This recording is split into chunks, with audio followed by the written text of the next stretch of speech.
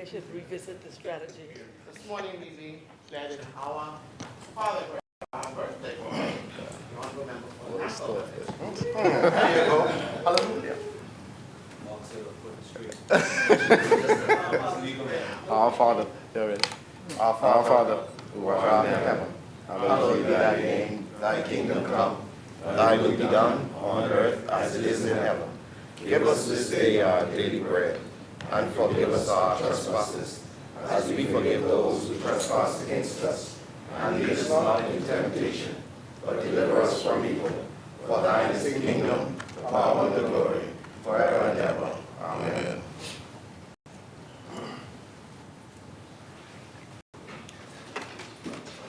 Philip Davis, Chester Cooper, Fred Mitchell, Glennis Hannah Martin, Alfred Sayers, Dr. Michael Darville, Clay Sweeting, Keith Bell, Wayne Monroe, Jobeth Colby Davis, Ginger Moxie, Mario Bolag, Jomo Campbell, Basil McIntosh, Mars Laroda, Pia Glow Roll, Lisa Ramming, Zane Lightborn, Dr. Hubert Minnis, Jamal Strawn, John Pinder, Marcus Roll, Leon Lundy, Kirk Cornish, Wade Watson, Leonardo Lightborn, Leslie M. Miller Bryce, Leroy Major, Sylvanus Petty, Michael Bonnaby, Michael Pintard, James K. Thompson, Hiram Lewis, Shannon Dawn Cartwright, Adrian Gibson, Adrian White, Kingsley Smith, Darren Pickstall.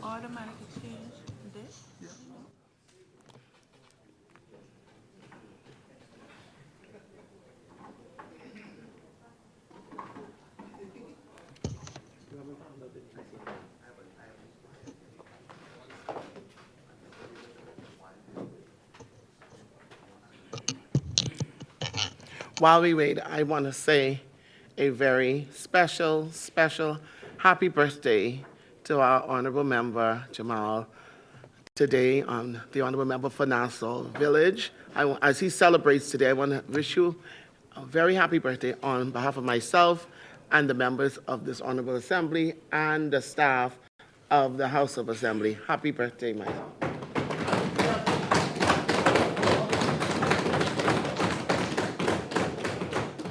I also want us to encourage my new Sergeant at Arms. I didn't think that we would have a replacement for Officer Penniman, but I want to encourage him. I want to say thank you in the House of Assembly. Sergeant Gibson, you are doing a magnificent job. Thank you very much, sir.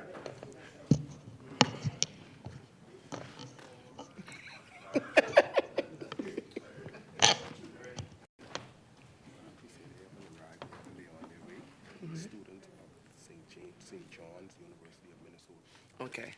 And on their way to sit with us today as guests of the Honorable Member for Garden Hills, students from St. John's University of Minnesota. We will greet them upon their arrival.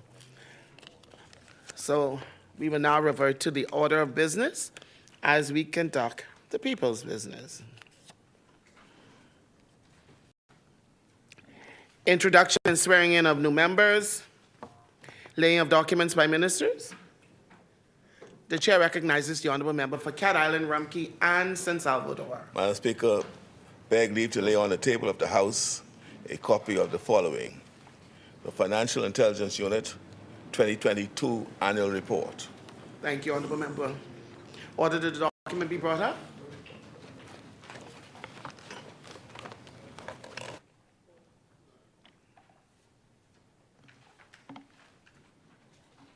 Thank you. Order the report do lie on the table. Further laying of documents?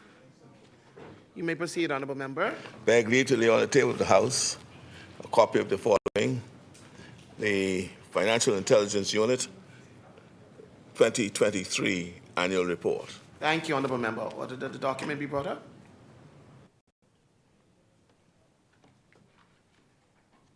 Thank you. Order the report do lie on the table. Further laying? You may proceed, honorable member.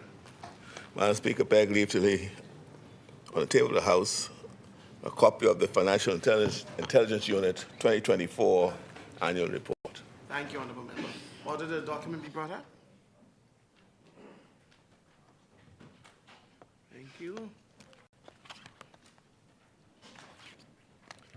Other document do lie on the table. For the lane? Leading, Madam Speaker. Thank you, Honorable Member.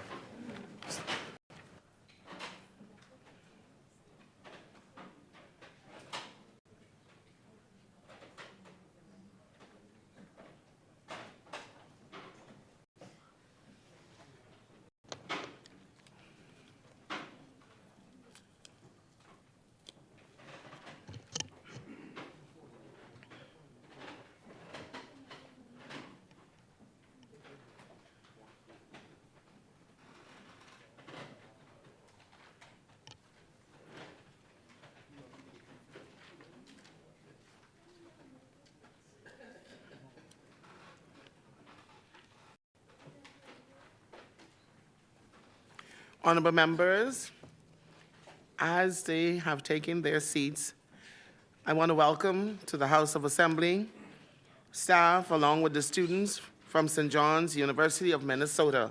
Welcome to the Honorable House of Assembly.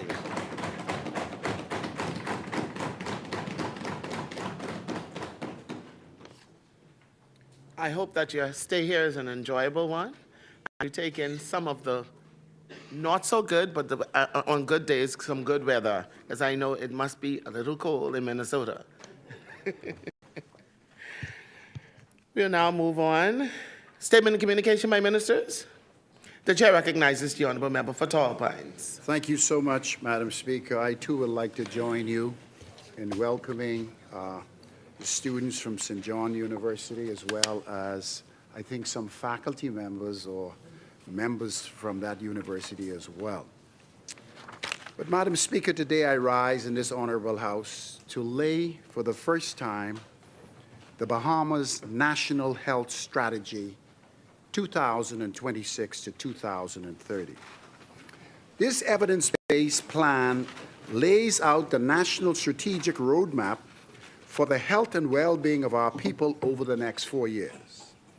It is a declaration that the future development of our nation must be built upon the strength, vitality, and resilience of Bahamians across the country. Madam Speaker, I believe we all can agree that no nation can achieve sustainable development of its people if they are not healthy. Health is not only a social responsibility, it is built on a pillar of national development. When our people are healthy, our workforce is stronger. When our people are healthy, our productivity rises, our families are more secure, and our communities flourish. This strategy, therefore, places health squarely where it belongs, at the center of national development. Madam Speaker, the Bahamas National Health Strategy charts a clear course for strengthening our healthcare system through holistic actions organized around 8 strategic pillars, each of which speaks to a critical dimension of national progress. Pillar 1 speaks specifically to governance and leadership, while Pillar 2 and 3 addresses collaboration, partnership, and health equity. Pillars 4 and 5 speaks to prevention, early intervention, health infrastructure and maintenance, while Pillar 6 and 7 addresses our health workforce, financing, and system efficiencies. And lastly, Pillar 8 focuses on health innovation as well as artificial intelligence. Recognizing the realities of our archipelagic geography and climate vulnerability, this strategy deliberately waves climate resilience and health throughout its 8 pillars. Madam Speaker, the core of this strategy is to shift the mindset of both healthcare workers and our people. We are shifting from programs and policies that were self-centered to systems that mainly treated illnesses to one that actively protects health by way of health promotion, prevention, and early detection. In other words, we must move upstream to promote healthier lifestyles and environments, expand screening programs, strengthen primary care, and equip our citizens citizens with the knowledge and tools necessary to protect their own health and the health of their families. What we are saying is health does not begin in our hospitals and clinics. And while the government must lead, health cannot be delivered by the government alone. It requires a whole society approach. Madam Speaker, another defining feature of this strategy is the commitment to equity and access. As an archipelagic nation, we must work closely with government agencies to ensure that our citizens access equal quality healthcare services from Inagua all the way to Grand Key. It acknowledges that the quality of healthcare a citizen receives must never depend on where they live in our archipelagic nation. Madam Speaker, accountability is also central to this strategy, which is to be accompanied by a clear implementation plan, costing framework, and robust monitoring and evaluation system to track progress and ensure transparency. Madam Speaker, I must acknowledge the many individuals and organizations who contributed to the development of this national framework. Healthcare professionals across the country, government agencies, civil society, community organizations, citizens from Grand Bahama to Grand Key, and thousands of voices who contributed deep insight and experiences and ideas to help to shape this national roadmap for health. It is therefore truly a national health strategy built by Bahamians for Bahamians. Madam Speaker, the vision before us is very ambitious. It is a Bahamas where every citizen has the opportunity to achieve the highest attainable level of health. And despite our geographic location, we must work diligently to achieve this noble goal. A Bahamas where care is accessible. A Bahamas where we have equity in the system and people across our nation can interface with our healthcare infrastructure and services. A Bahamas where prevention is valued as highly as treatment. And a Bahamas where our health system is resilient, innovative, and is prepared for the future.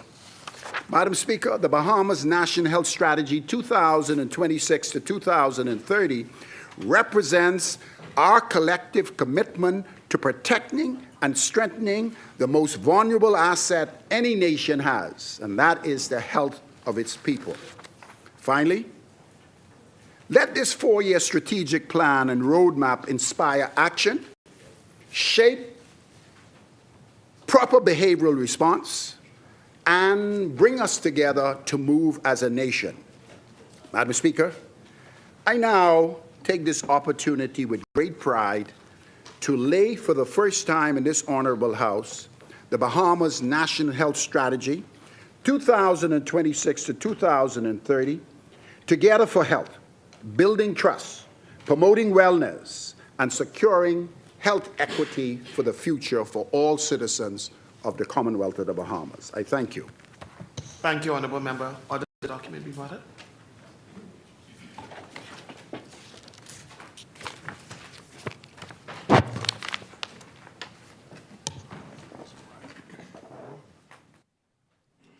Thank you. Order the documents to line the table. For the statement and communications, the chair recognizes the Honourable Member for Garden Hills.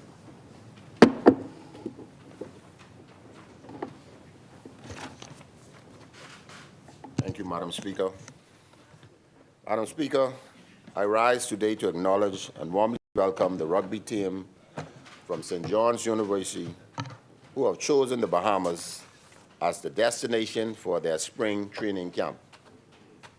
Madam Speaker, their presence here is a meaningful reminder that sports has the power to connect people across borders, culture, and communities.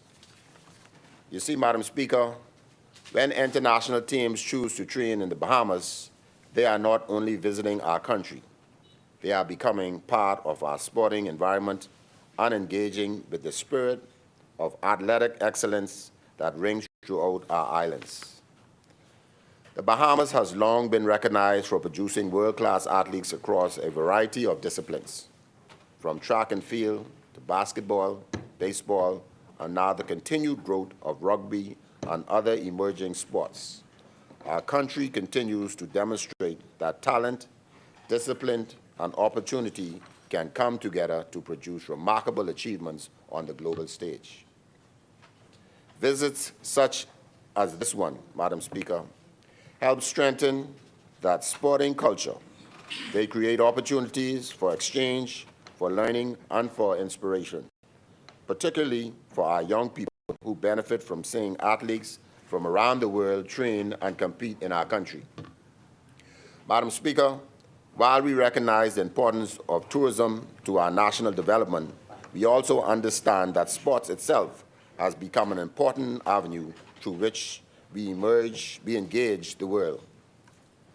Training camps, international competitions, and athletic exchange allow our nations to showcase not only our beautiful environment, but also the strength of our sporting infrastructure and the passion of our people for athletics. Every team that comes here to train contributes to a growing vision, one where the Bahamas becomes a premier destination for athletic development and international sporting experiences. Madam Speaker, we proudly welcome the players, coaches, and supporters of St. John's University. We hope that during their time here, their experience not only be beautiful of our islands, but also the warmth of our people and the vibrant sporting culture that exists throughout our nation. And we say not only to them, but to universities, federations, and sporting organizations across the world, the Bahamas stands ready to welcome you. If you are seeking a place where athletes can train, compete, recover, and be inspired, then our islands offer something truly special, the opportunity for experience what we proudly call sports in paradise. Madam Speaker, through sports, we build friendships, we strengthen communities, and we inspire the next generation. And it is our continued commitment that the Bahamas remains a place where sports and opportunity meet. So once again, I welcome St. John's University rugby team of championships joining us all the way from Minnesota. Thank you, Madam Speaker.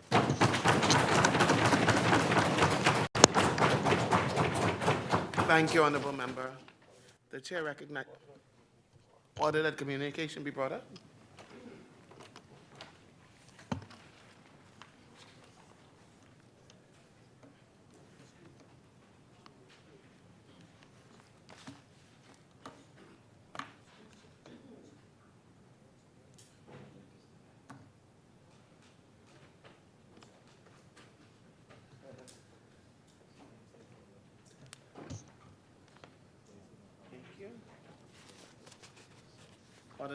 Order that the document do lie on the table. The Chair would like to recognize the Honorable Member for St. Barnabas. Thank you very much, Madam Speaker. Madam Speaker, on behalf of the official opposition of the Commonwealth of the Bahamas, we join with the government in welcoming all of you, the team from St. John's University, to the Bahamas. As a graduate of St. Augustine's College, you would be very aware of the long ties between St. Augustine's College and St. John's University and the Benedictine Order. Some years ago, when I was being looked at in terms of basketball, on a basketball scholarship, St. John's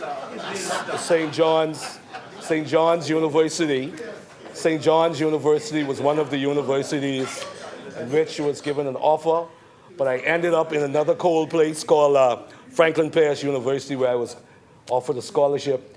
And so, as the minister said, the member for Garden Hills, we welcome you to the Bahamas, and as much as you are here to strengthen your team and your ties as a team, we want you to enjoy the Commonwealth of the Bahamas.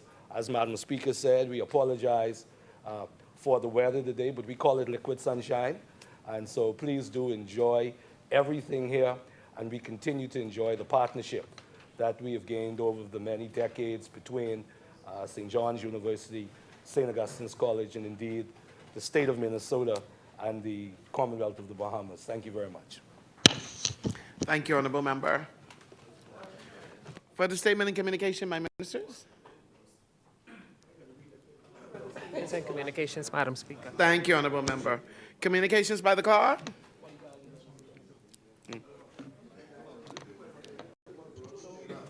Madam Speaker, I beg leave to report delivery of messages numbers 55 and 56 to the Honorable the Senate. Thank you, Honorable Member. Thank you. Messages from the Governor General. Messages from the Senate. Motion for leave of absence, leave to resign seat, and new writs. Presentations of petitions. Presentations of reports of committees. Adoption of reports of committees. First reading of bills. No first readings, Madam Speaker. Thank you, Honorable Member. Second reading and committee of bills. The chair recognizes the Honorable Member for Cat Island, Rumkey, and San Salvador. Thank you, Madam Speaker. Madam Speaker, I wish to lend my voice to the welcome remarks offered by my colleagues in this place to the rugby team of St. John's University. They played college ball too. I didn't have the fortune. I heard the member St. Barnabas indicating that he had offered you offered a scholarship. Yeah. Well, perhaps it's good that you didn't accept it. But the history of the Benedictine nuns and the Bahamas dates back to the 1890s. That sect of Christian voices was heard very loudly in this country, and perhaps was one of the contributing factors to educating our people when education was not as accessible as it should have been or ought to be.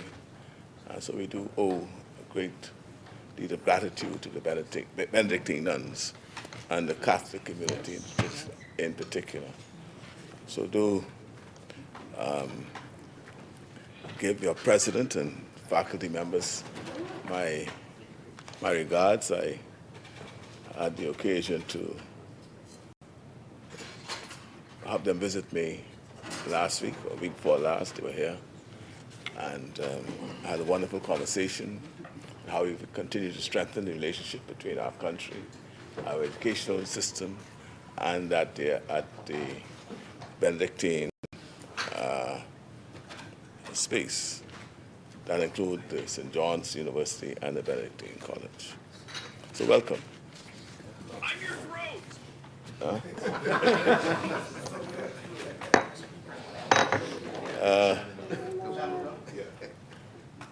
Madam. Put your phone away. Madam Speaker. Politicians' eye. Reflection. Madam Speaker, I rise today in this honorable House with profound gratitude for the opportunity to represent the beautiful people of Cat Island, Rumkey, and San Salvador. It's been quite a journey with those two islands and those people from 1992. And I must say that they stuck with me, I stuck with them, and look where we are today. I also rise as well to express gratitude, my gratitude, for the opportunity to serve the people of this nation over the past 4.5 years. That too has been an inspiring ride for me. It has been a profound journey, Madam Speaker. You know, when this administration took office in September 2021, our country faced a number of serious challenges. We inherited an economy that was still struggling to recover from Hurricane Dorian and the pandemic. The unemployment rate was struggling to recover from record highs. Confidence across key sectors of the economy had been shaken. And within weeks of taking office, the country was downgraded by both Moody's and Standard & Poor's. At the time, our financial services industry, one of the pillars of our economy, was facing the prospect of blacklisting due to poorly executed measures by our predecessors. That is the challenging reality we inherited. But we did not shrink from those challenges. We confronted it. We rolled up our sleeves, worked with regulators and industry professionals, passed the legislation required, strengthened the systems needed to restore confidence in the Bahamas, and that we did. And today, Madam Speaker, the results speak for themselves. Yes, sir. The European Union removed the Bahamas from its blacklist. Less than a year later, France followed suit. Under this administration, the Bahamas became just the sixth country in the world, to achieve largely compliant status with all 40 Financial Action Task Force recommendations. Out of nearly 200 jurisdictions across the world, at that time, only 6 of those 200 plus jurisdictions had arrived at that level of compliance. And as I said, the Bahamas was one of them. So when we speak today about strengthening our financial services framework, we do so with the track record to back it up. Where our predecessors left us exposed, this administration restored confidence. Yes, sir. Where others allowed our reputation to falter, this administration rebuilt it. Yes, sir. That is something this House should celebrate, because the strength of our financial services sector matters immensely to our economy and our people. It represents quality jobs for Bahamians, opportunities for young professionals entering the workforce, and growth for local firms that provide services to clients across the world. Financial services is one of the highest paying sectors of the Bahamian economy, and every step we take to strengthen it expands opportunity for our people. Madam Speaker, the global financial system is evolving rapidly. Technology is transforming how capital moves across borders. New financial instruments are emerging, and new forms of investments are appearing that would have been unimaginable just a decade ago. Jurisdictions that stand still will fall behind, while jurisdictions that adapt intelligently will thrive. This administration has made it clear which path we intend to follow. We have strengthened our digital assets and registered exchange framework, positioning the Bahamas as a leader in responsible digital asset regulation. We have introduced the domestic minimum top-up tax, ensuring that the Bahamas remains aligned with evolving international tax standards while generating new revenue from the largest multinational corporations. And we are modernizing the infrastructure that supports our financial services industry through initiatives such as the Digital Corporate Administrative Registries Service portal. In a rapidly changing world, the Bahamas has remained adaptive and nimble.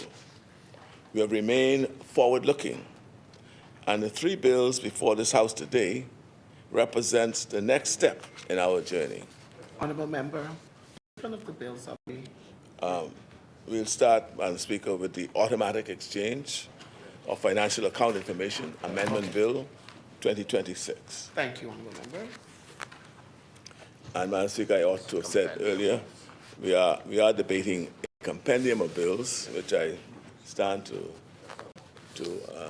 speak to, and the lead bill would be the automatic exchange of financial account information Amendment Bill.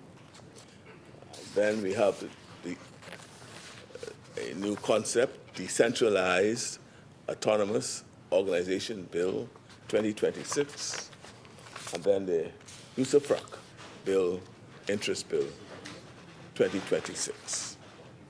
Thank you, Honourable Member.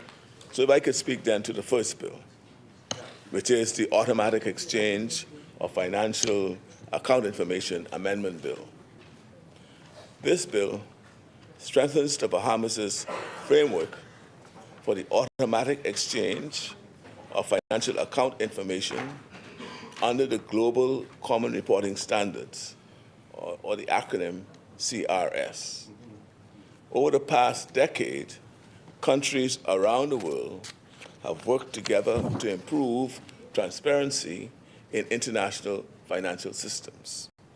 Jurisdictions participating in the CRS exchange financial account information automatically with partner country, allowing tax authorities to ensure that financial assets held abroad are properly reported. The Bahamas joined this framework, Madam Speaker, in 2016. And since then, the global standards governing its implementation have continued to evolve. This amendment strengthens our system in several important ways. It clarifies the reporting obligations of financial institutions and ensures that even institutions with no reportable accounts must submit nil returns, ensuring greater consistency and transparency. It introduces clearer registration requirements for financial institutions and strengthens the authority of regulators to conduct compliance review. It also provides additional enforcement tools to ensure that reporting obligations are taken seriously. It establishes a CRS steering committee, bringing together representatives from the key regulatory agencies responsible for overseeing the system and ensuring that it operates effectively in an advisory capacity. These reforms are essential to protecting the international reputation of the Bahamas as a compliant, responsive, and transparently regulated jurisdiction. In this sector, Madam Speaker, financial services, reputation is everything. This administration understands this fact, and we have done all we can to ensure that our reputation remains stellar. Thanks to our efforts, today and over the past 4 years, investors, institutions, and international partners have confidence that the Bahamas operates according to the highest standards of transparency and regulatory integrity.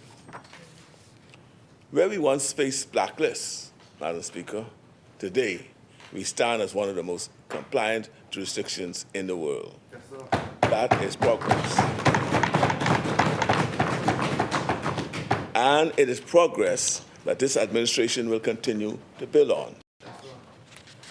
The second bill before this House is the Decentralized Autonomous Organizations Bill 2026. Madam Speaker, over the past decade, the emergence of blockchain technology and digital assets has given rise to new forms of organizations and governance that operate very differently from traditional entities and companies.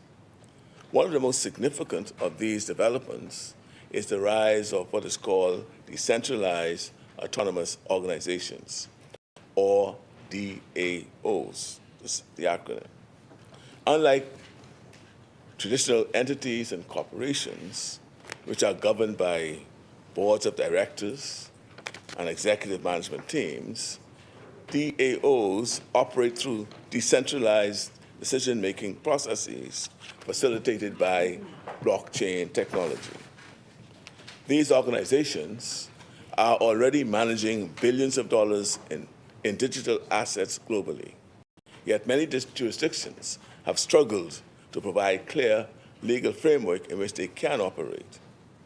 Without legal recognition, DAOs face uncertainty regarding liability, contractual obligations, and regulatory compliance.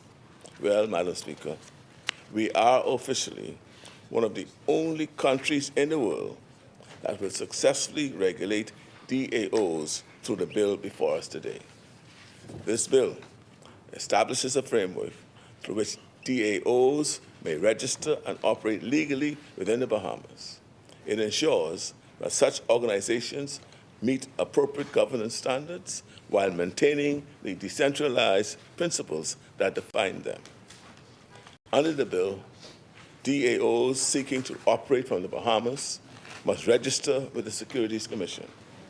They must submit a governance document outlining their decision-making processes, maintain transparency regarding their governance tokens and voting structures, and undergo periodic smart contract audits to ensure the security and reliability of their technological infrastructure is, as I said, reliable and trustworthy.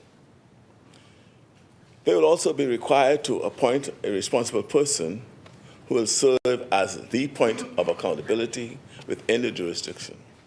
This is key, as it establishes clear responsibility.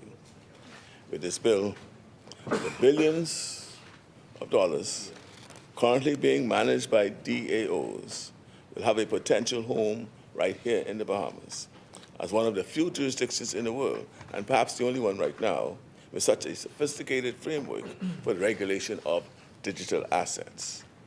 This bill sends a clear message to the world that the Bahamas is not done innovating in the digital asset space.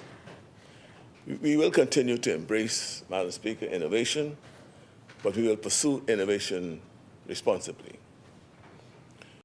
We will build a regulatory environment that encourages technological progress while protecting our jurisdiction's reputation and safeguarding the interests of investors and participants. The overriding principle being keeping bad actors out and protecting investors' interests.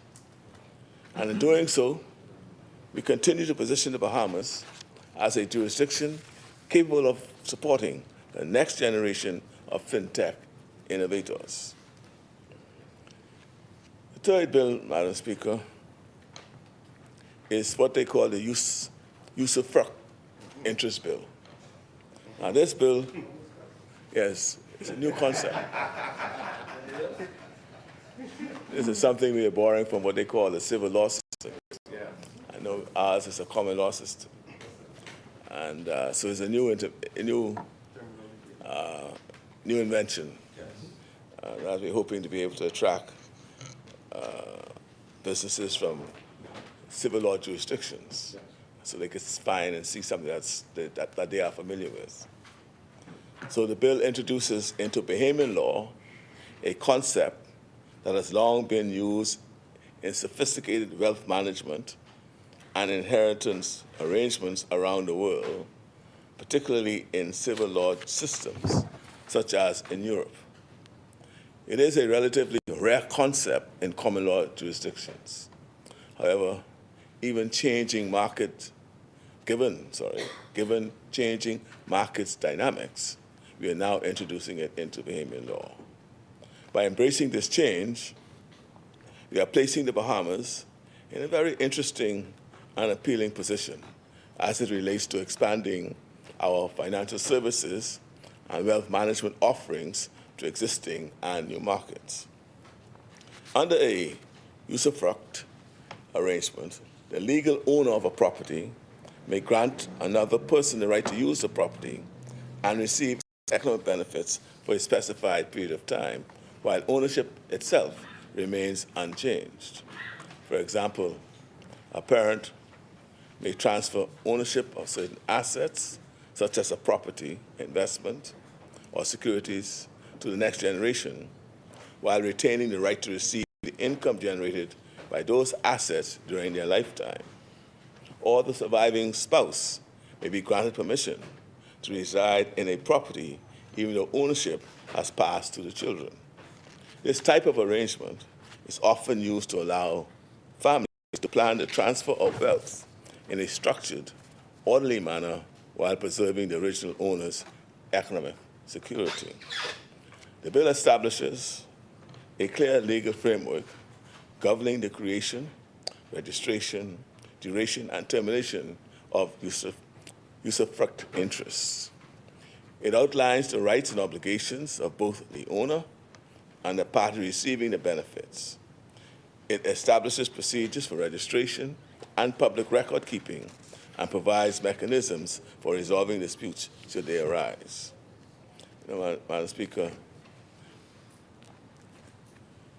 just the other day, inquiries were made of me by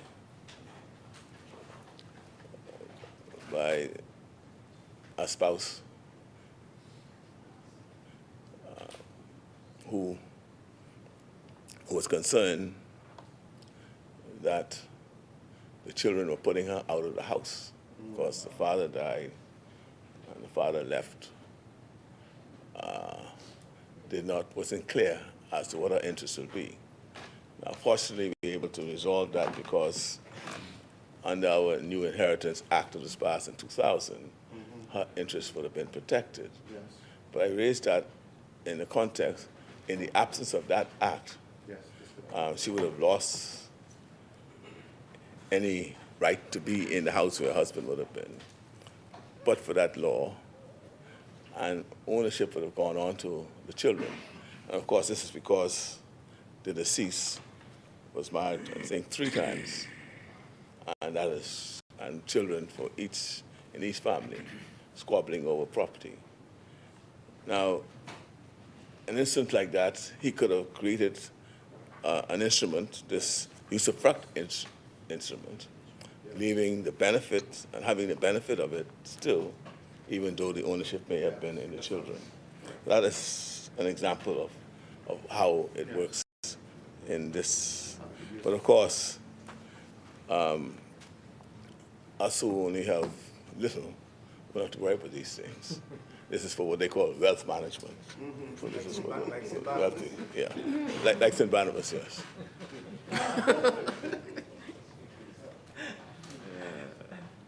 And I want to also point out that the bill, this instrument, usufruct, apply not only to what we call the traditional forms of property, such as real estate and securities, but also to what we now call the modern assets, including digital assets, intellectual property rights, cryptocurrencies, etc. This is truly an expansive and modern application of the concept. It is groundbreaking, and it opens the doors to a whole new world of wealth management and inheritance arrangements, particularly inheritance arrangements. By introducing this framework, the bill expands the range of legal tools available to wealth managers, trust professionals, and investors who structure complex financial arrangements in the Bahamas. In doing so, it strengthens the jurisdiction's competitiveness in an increasingly sophisticated global wealth management and estate planning sector. This is significant because when we expand the capabilities of our financial services sector, we also expand opportunities for Bahamian professionals and firms. And that is always our #1 priority. Madam Speaker, when considered together, the 3 bills before this House reflect a broader strategic vision for the future of financial services in the Bahamas. They recognize that the global financial landscape is evolving rapidly and that jurisdictions must adapt in order to remain competitive.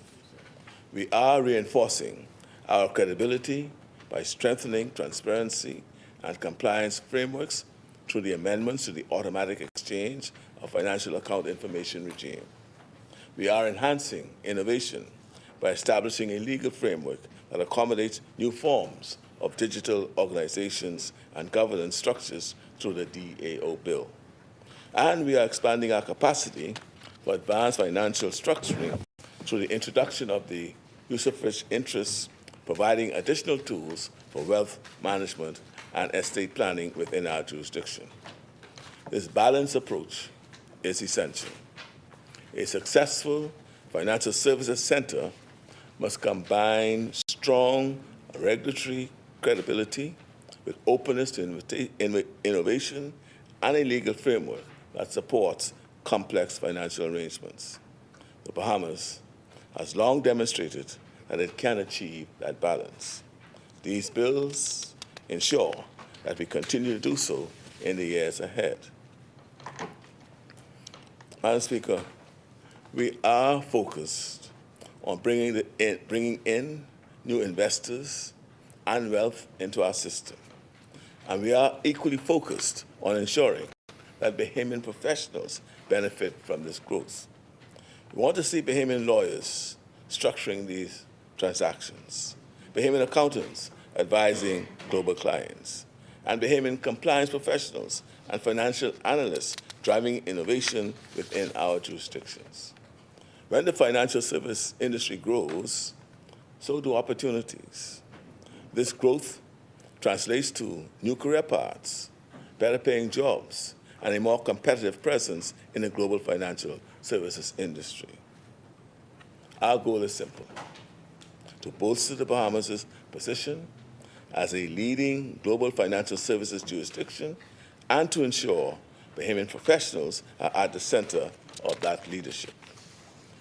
The bills before this House today reflect a clear and forward-looking strategy for the future of financial services in the Bahamas, where our predecessors left us vulnerable to blacklisting.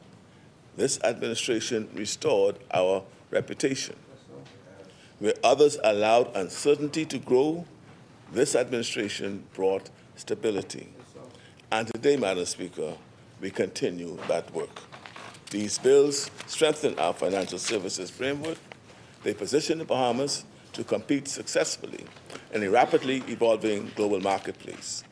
And most importantly, they expand opportunities for Bahamian professionals and Bahamian institutions. For these reasons and more, Madam Speaker, I commend these bills to the Honourable House as an important step forward to our financial services industry as a centre pillar of economic growth. Thank you.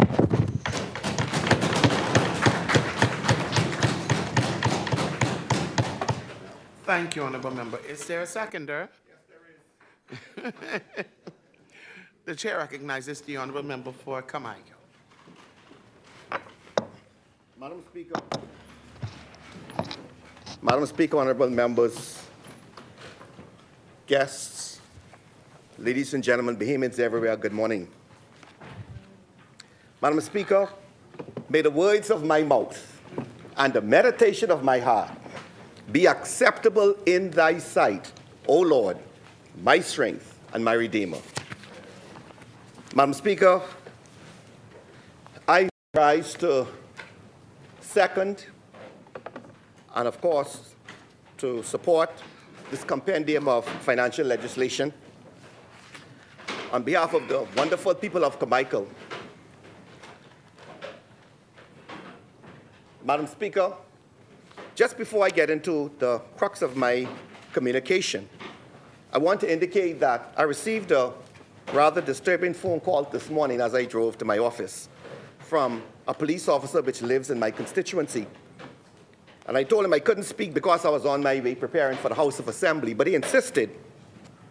And having heard his plea, I thought, Madam Speaker, it was important for me as his representative, as the Member of Parliament for Carmichael, Madam Speaker, to bring his concern to this Honourable House. And he asked me to look at this morning's paper, the headline news, which I did. And in looking at the paper, Madam Speaker, I saw that there was a case coming out of Grand Bahama, and it reminded me, Madam Speaker, in looking at it clearly, of the difficult work carried out every day by the men and women of the Royal Bahamas Police Force, 3 of whom former members sit in this Honourable House, the member for Baytown, myself, along with the member for Marathon. And Madam Speaker, the case which brought attention to him, and I guess to a number of officers, is that there was a young man who was found in possession of a loaded firearm in Grand Bahama in the nightclub, and he was convicted and fined as opposed to being sent to prison. Madam Speaker, the report spoke of this individual, and what was significant about this, Madam Speaker, was that the individual alleged that the police had framed him. Those, Madam Speaker, were serious allegations against officers of the Royal Bahamas Police Force. Yet, when the matter was tested before the court, those allegations were rejected. However, as opposed to a custodial sentence, the Honourable Magistrate imposed a fine. Madam Speaker, as a former officer, our officers deserve our support when they do their duty properly.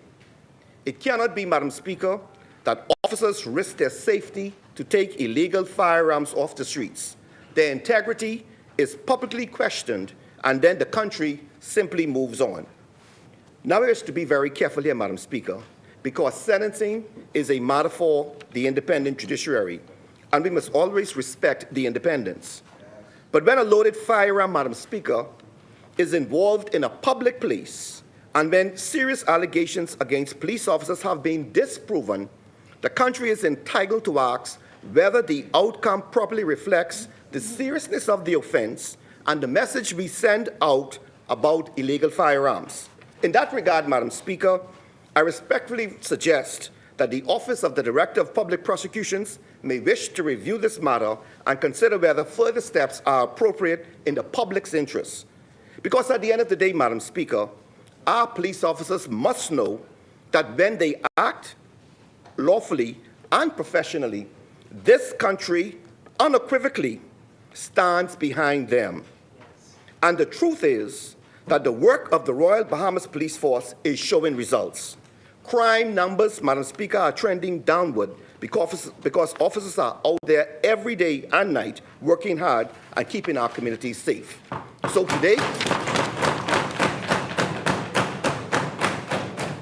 today, Madam Speaker, I say to the men and women of the Royal Bahamas Police Force and to the Commissioner, this Parliament sees your work, we respect your sacrifice, and we stand firmly with you all the way in the fight in keeping illegal firearms off our streets. Yes.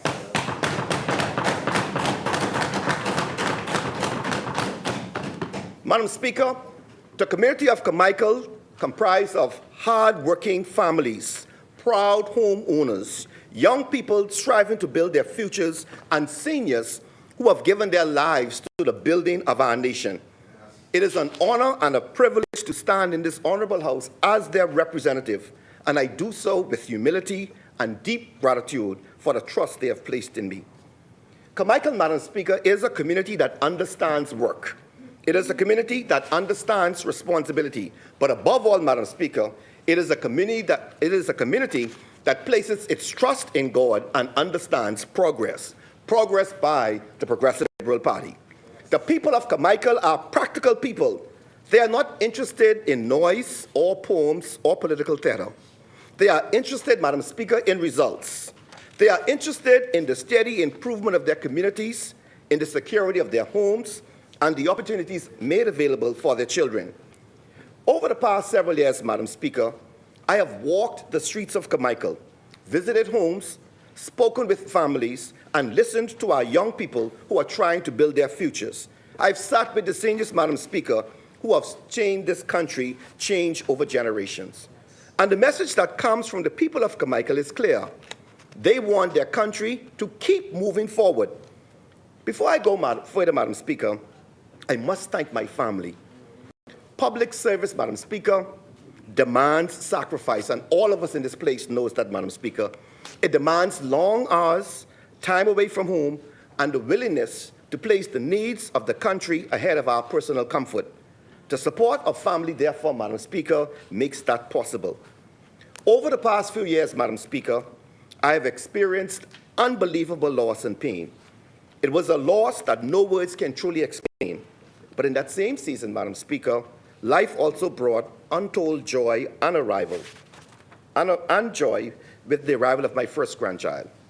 In that way, Madam Speaker, I have been reminded that even in our deepest sorrow, God still finds ways to bless us and to remind us that he never leaves us nor forsakes us. And Madam Speaker, I want to tell to my cousins and my aunts, my uncles, and all of us, particularly the children of my Aunt Debbie Penniman, who's being buried this weekend, that God still remains in control. He doesn't sleep. Through it all, Madam Speaker, my family, my immediate family, my church family, my Carmichael family, and of course my PLP family has been steadfast and immovable. They all stood with me, Madam Speaker, when it mattered most. They carried me through moments that were not easy. I am reminded of the words of Scripture, which speaks of being steadfast, immovable, always abounding in the work of the Lord. In many words, Madam Speaker, those words capture the spirit of the family that has stood beside me through these years, steady in difficult moments, unwavering in their support, and constant in their love. That is the PLP way. Today, I record my sincere appreciation to them. Without their strength and support, the work that I do in this honorable house would not be possible. And of course, Madam Speaker, my fine team down there in the Carmichael constituency, Chantel and Pam and Rosalind and all of you all continue doing the work. I also recognize, Madam Speaker, our leadership. One, Philip Brave Davis. When this administration took office in September of 2021, we inherited, Madam Speaker, a nation that had been through tremendous difficulty. The world had just endured a global pandemic. Families were struggling. Businesses had been closed. Confidence was fragile. At that moment, the Prime Minister set a clear direction for this government. He made it clear that our task was simply to manage the moment, not only to manage the moment, but to rebuild the future of this country we call home. That task required steady leadership. It required courage, and it required a government prepared to do the hard work necessary to move the nation forward. Madam Speaker, over the course of this term, that work has been done. Across this country, Madam Speaker, homes are being built for Bahamian families. Communities that lived for decades without proper title to their land are finally receiving the security they deserve. Long-standing problems that sat unresolved for generations are now being addressed. That is not rhetoric, Madam Speaker. That is progress. I am reminded of the words of Isaiah 40 and 31. They that wait upon the Lord shall renew their strength. They shall mount up with wings as eagles. They shall run and not be weary, and they shall walk and not faint. Those words, Madam Speaker, speak to renewal. They speak to progress. They speak to perseverance. They speak to the idea that with faith in our God, discipline, and determination, a people can rise above difficulty and build something better. As this Parliament approaches its close, Madam Speaker, our country stands at an important, critical moment in our history. The Honourable Prime Minister has indicated that in due season, in short season, and at a time of his choosing, he will ring the bell.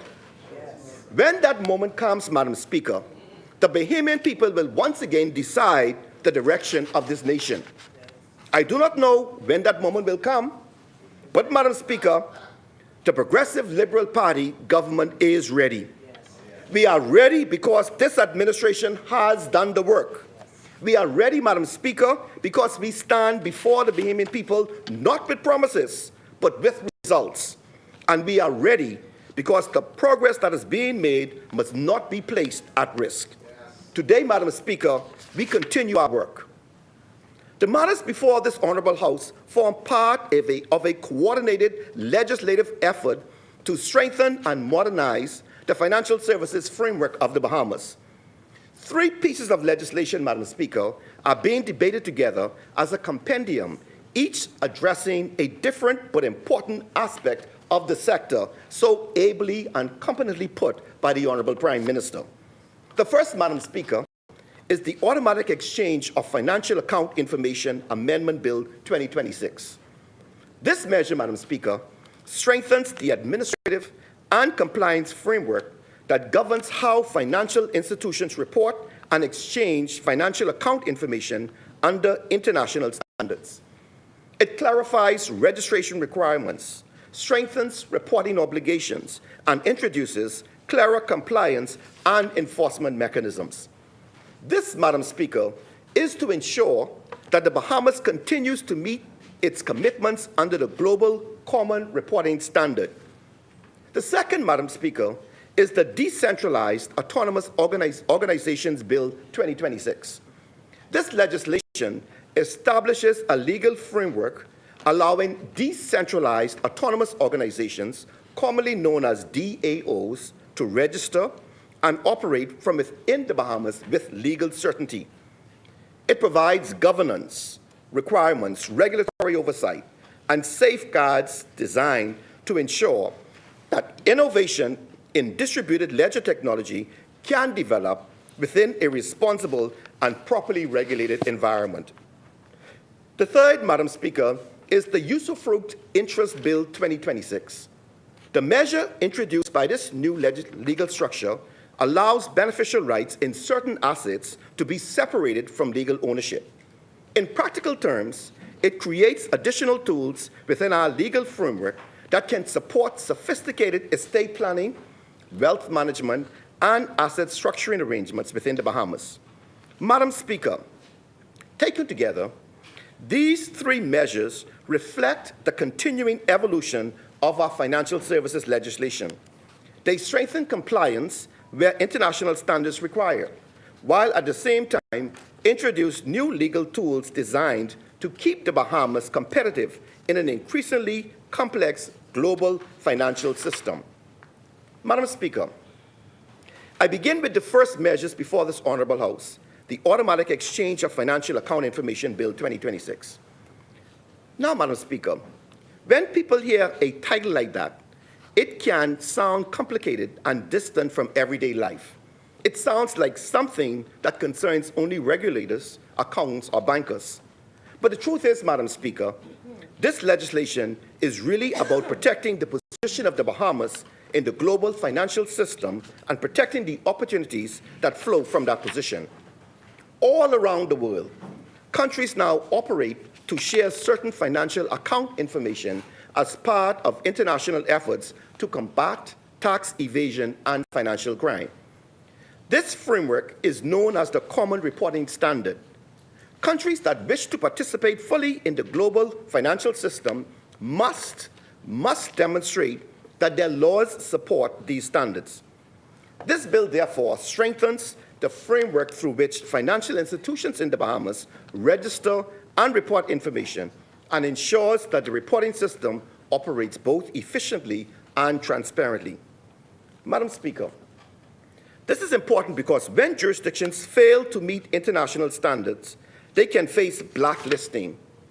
Blacklisting does not only affect companies operating in the financial services sector. The consequences spread across the entire economy. When a country is blacklisted, it becomes harder for banks to maintain relationships with international institutions. Transactions become slower, more expensive, and of course, more complicated. Investment becomes cautious, and the average Bahamian begins to feel those consequences. The small business owner trying to pay an overseas supplier for goods, he feels it. The professionals sending funds abroad feels it. Families receiving monies from relatives overseas feels it. Madam Speaker, in the modern world, access to the global financial system then therefore matters.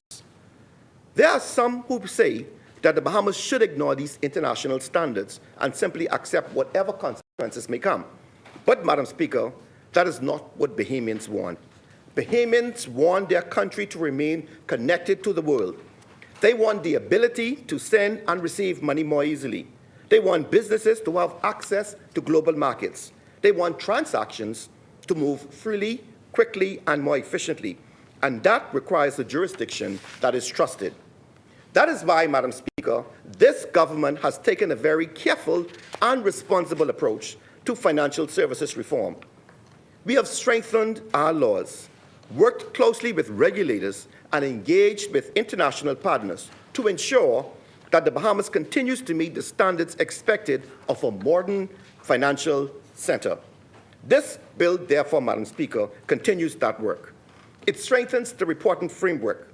It clarifies the obligations of financial institutions, and it reinforces the credibility of the Bahamas in the financial system internationally. In simple terms, legislation like this protects the reputation of our country and the opportunities that flow from that reputation. Madam Speaker, the second bill before this House is the Decentralized Autonomous Organizations Bill 2026. Now, Madam Speaker, the name of this bill sounds complicated, but again, the idea behind that is also quite simple. Around the world, new kinds of organizations are being created using digital technology. Instead of a traditional company where a small group of directors make decisions, these organizations may operate online with members voting electronically on how the organization should run. These groups are called DOAs, or Decentralized Autonomous Organizations. The reality is, Madam Speaker, that these types of organizations are already operating all around the world. The question for this government is whether they will ignore that development or whether they will create the proper laws so that if these organizations operate within our jurisdiction, they do so under clear rules. That is what this bill does, Madam Speaker. It allows these organizations to operate from the Bahamas, but only within a clear legal framework. For example, before one of these organizations can register as a DAO, it must first exist within an established legal structure recognized under Bahamian law, such as a partnership, a purpose trust, or a regulated fund. The bill also requires that there must always be a responsible person who can be held accountable for the activities of the organization. It requires clear rules explaining how decisions are made, how voting works, how digital ownership interests are distributed, and how disputes are to be resolved. And it gives the regulator the power to inspect these organizations to ensure that they comply with Bahamian law. Madam Speaker, in simple terms, this legislation ensures that if these new types of organizations operate from the Bahamas, they must do so within the proper rules and responsible oversight. But, Madam Speaker, there is yet another important side to this. This legislation also creates opportunities. It creates opportunities for Bahamian lawyers, accountants, and compliance professionals who will service these organizations. But it also creates opportunities, Madam Speaker, for young Bahamians themselves. Young Bahamians who understand technology should not simply be spectators in this digital economy. They should be innovators. They should be entrepreneurs.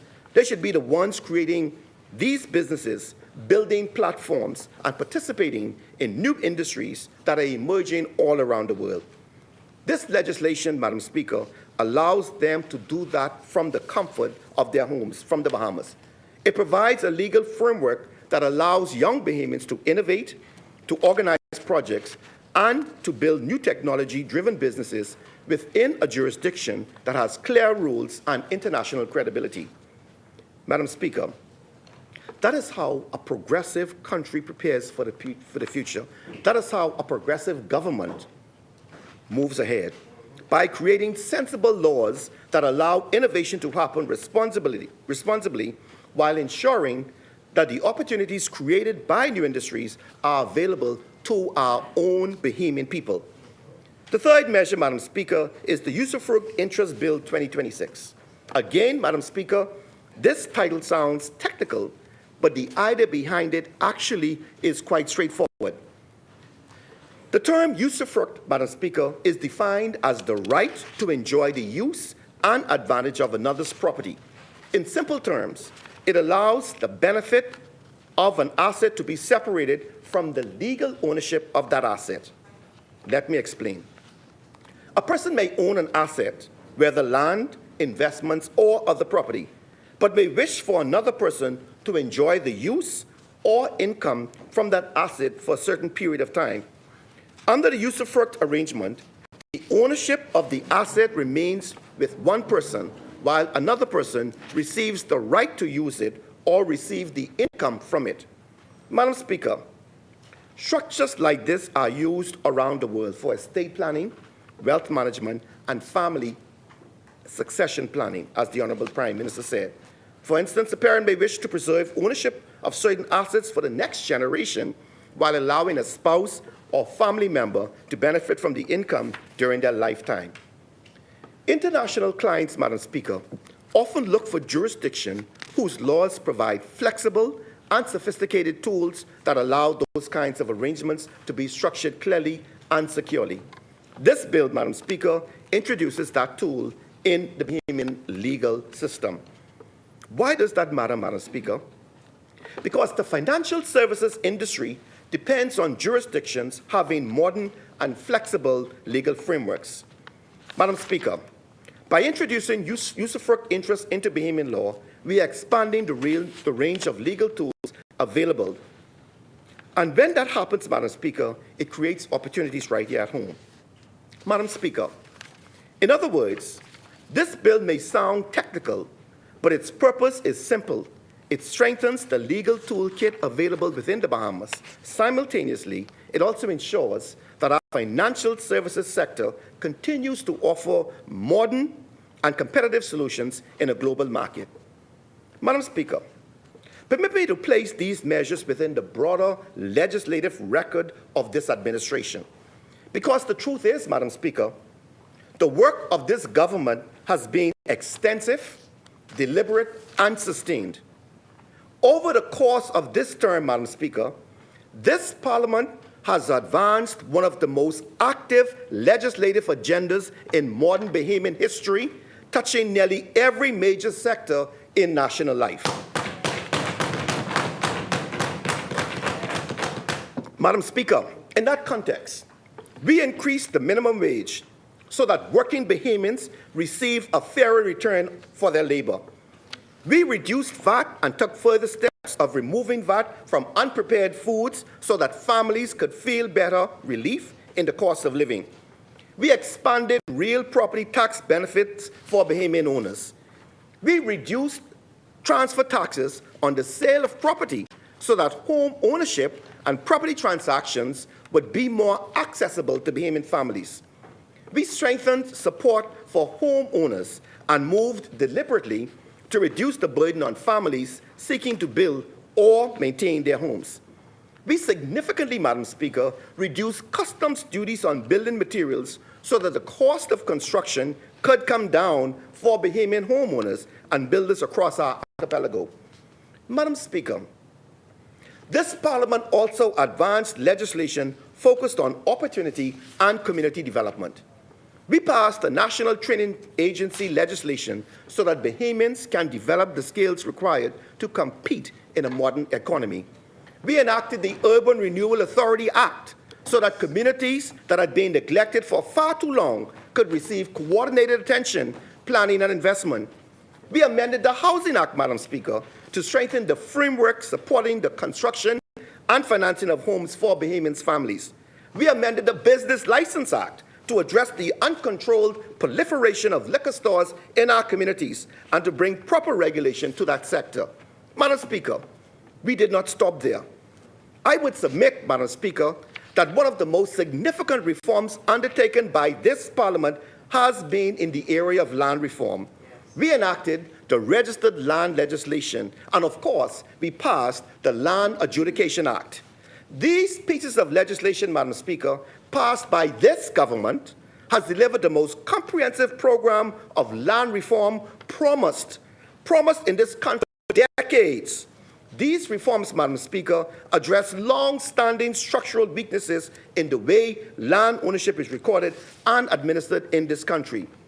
We also overhauled, Madam Speaker, the laws governing boating and water sports.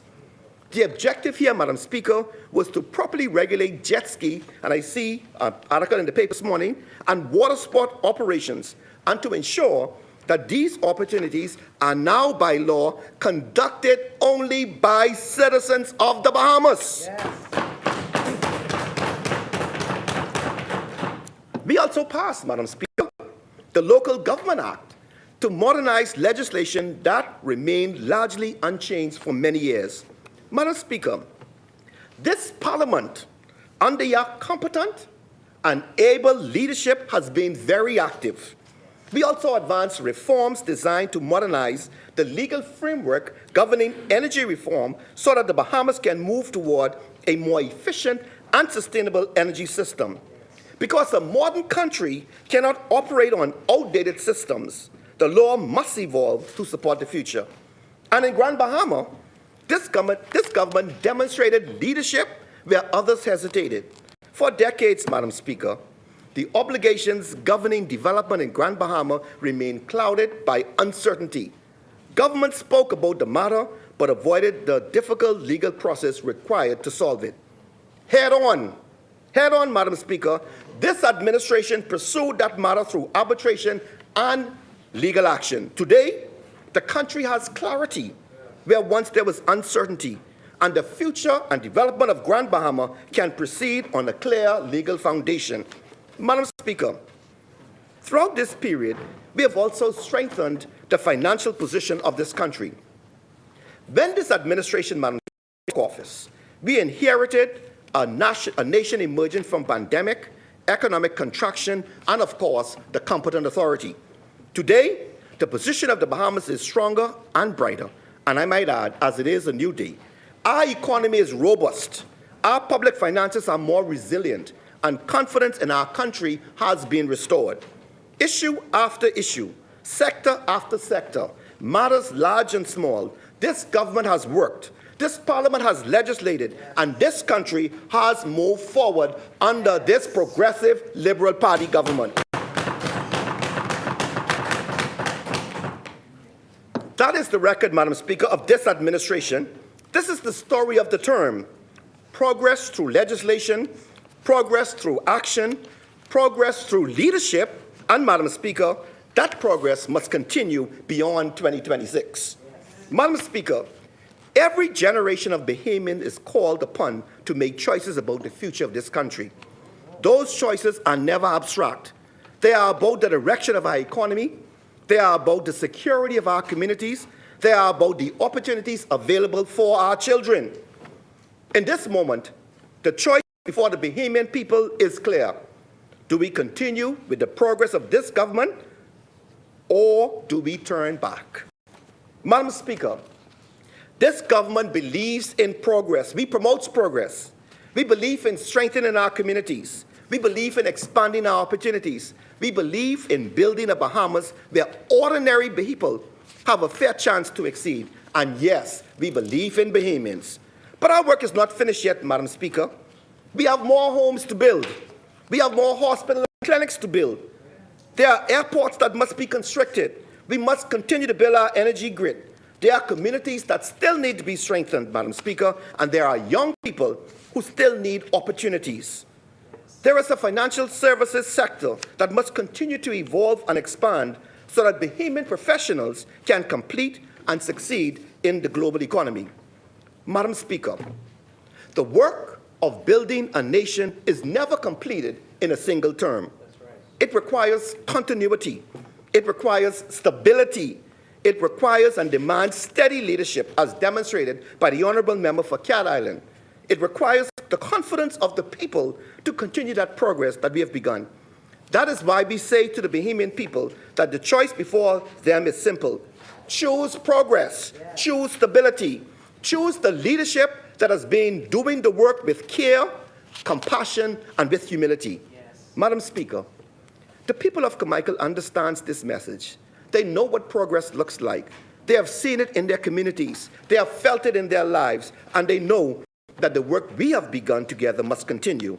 Together, we have made progress. Together, we can go further. And with God's grace and mercy and the continued confidence of the Bahamian people, we will continue to build a stronger Bahamas. We must, ladies and gentlemen, parliamentarians, Madam Speaker, do it for ourselves. We must do it for our children. That's right. Choose progress. May God continue to bless the Progressive Liberal Party, and may God continue, Madam Speaker, to bless the Commonwealth of the Bahamas. Carmichael supports.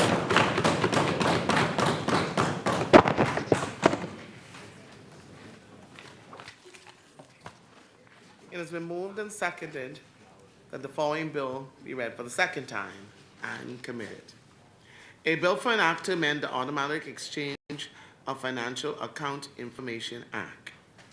As many. The chair recognizes the honorable member for Marcos City. Thank you very much, Madam Speaker. I thank Almighty God for this opportunity to once again be in the Parliament representing the people of Marcos City and the wider community. Madam Speaker, let me say from the outset that we do intend, Madam Speaker, to support all of these bills. We do intend to support the usufruct interest bill, the Decentralized Autonomous Organizations bill, and the Automatic Exchange of Financial Account Information bill. And I will say at the outset, Madam Speaker, whenever industry stakeholders petition a government to transform or better organize their sector, we pay close attention. And we support, Madam Speaker, when our own investigations also confirm what they have raised. These bills serve the financial services sector and upgrade what they are able to offer, both locally and internationally. The usufruct framework was actively lobbied for by the industry to meet demands from clients in civil law jurisdictions that our current law cannot accommodate. This DAO framework brings legal certainty to an emerging digital sector that is growing, and it is growing in many instances, Madam Speaker, without us. The AEOI amendments tighten our compliance posture ahead of international scrutiny that is coming regardless of what we do in this House, Madam Speaker. These are sensible measures that we support. But, Madam Speaker, our support for these bills does not mean that we are satisfied. It does not mean that the opposition will sit quietly while good legislation is used to paper over serious government failures. And it does not mean that Bahamians who are watching this debate today should walk away thinking that 3 financial services bills represent the total, the sum total of what deserves to be said in this Parliament right now. Madam Speaker, our strategic critique of these bills is that often when the Minister of Finance brings these bills, that he does so without providing us with a sense of what the strategic plan is for that sector.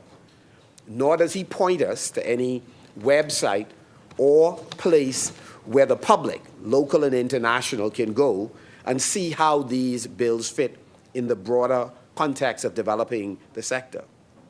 And so, Madam Speaker, today, we challenge the government to put in place a strategic plan that we are able, that others who wish to do work in this jurisdiction are able to see the overall plan of action to transform the financial services sector so that we could regain lost ground and, Madam Speaker, carve out additional areas for success.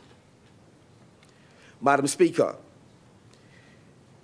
We are debating these three bills, but when we look, Madam Speaker, at the context in which these are brought, we wish to highlight, Madam Speaker, some of the misstatements made by the government. For the sake of time, let me just focus on one. Madam Speaker, the Prime Minister continues to tell this tall tale that when his administration came to government, what they have done is to ensure that we are compliant, Madam Speaker, with the Financial Action Task Force and other agencies, Madam Speaker, who help to construct the regional and global compliance or regulatory environment. What the Prime Minister has not said is that various administrations, including the administration that he presides over, have faced sanction from the international community. We have agreed with the government that it has not always been fair.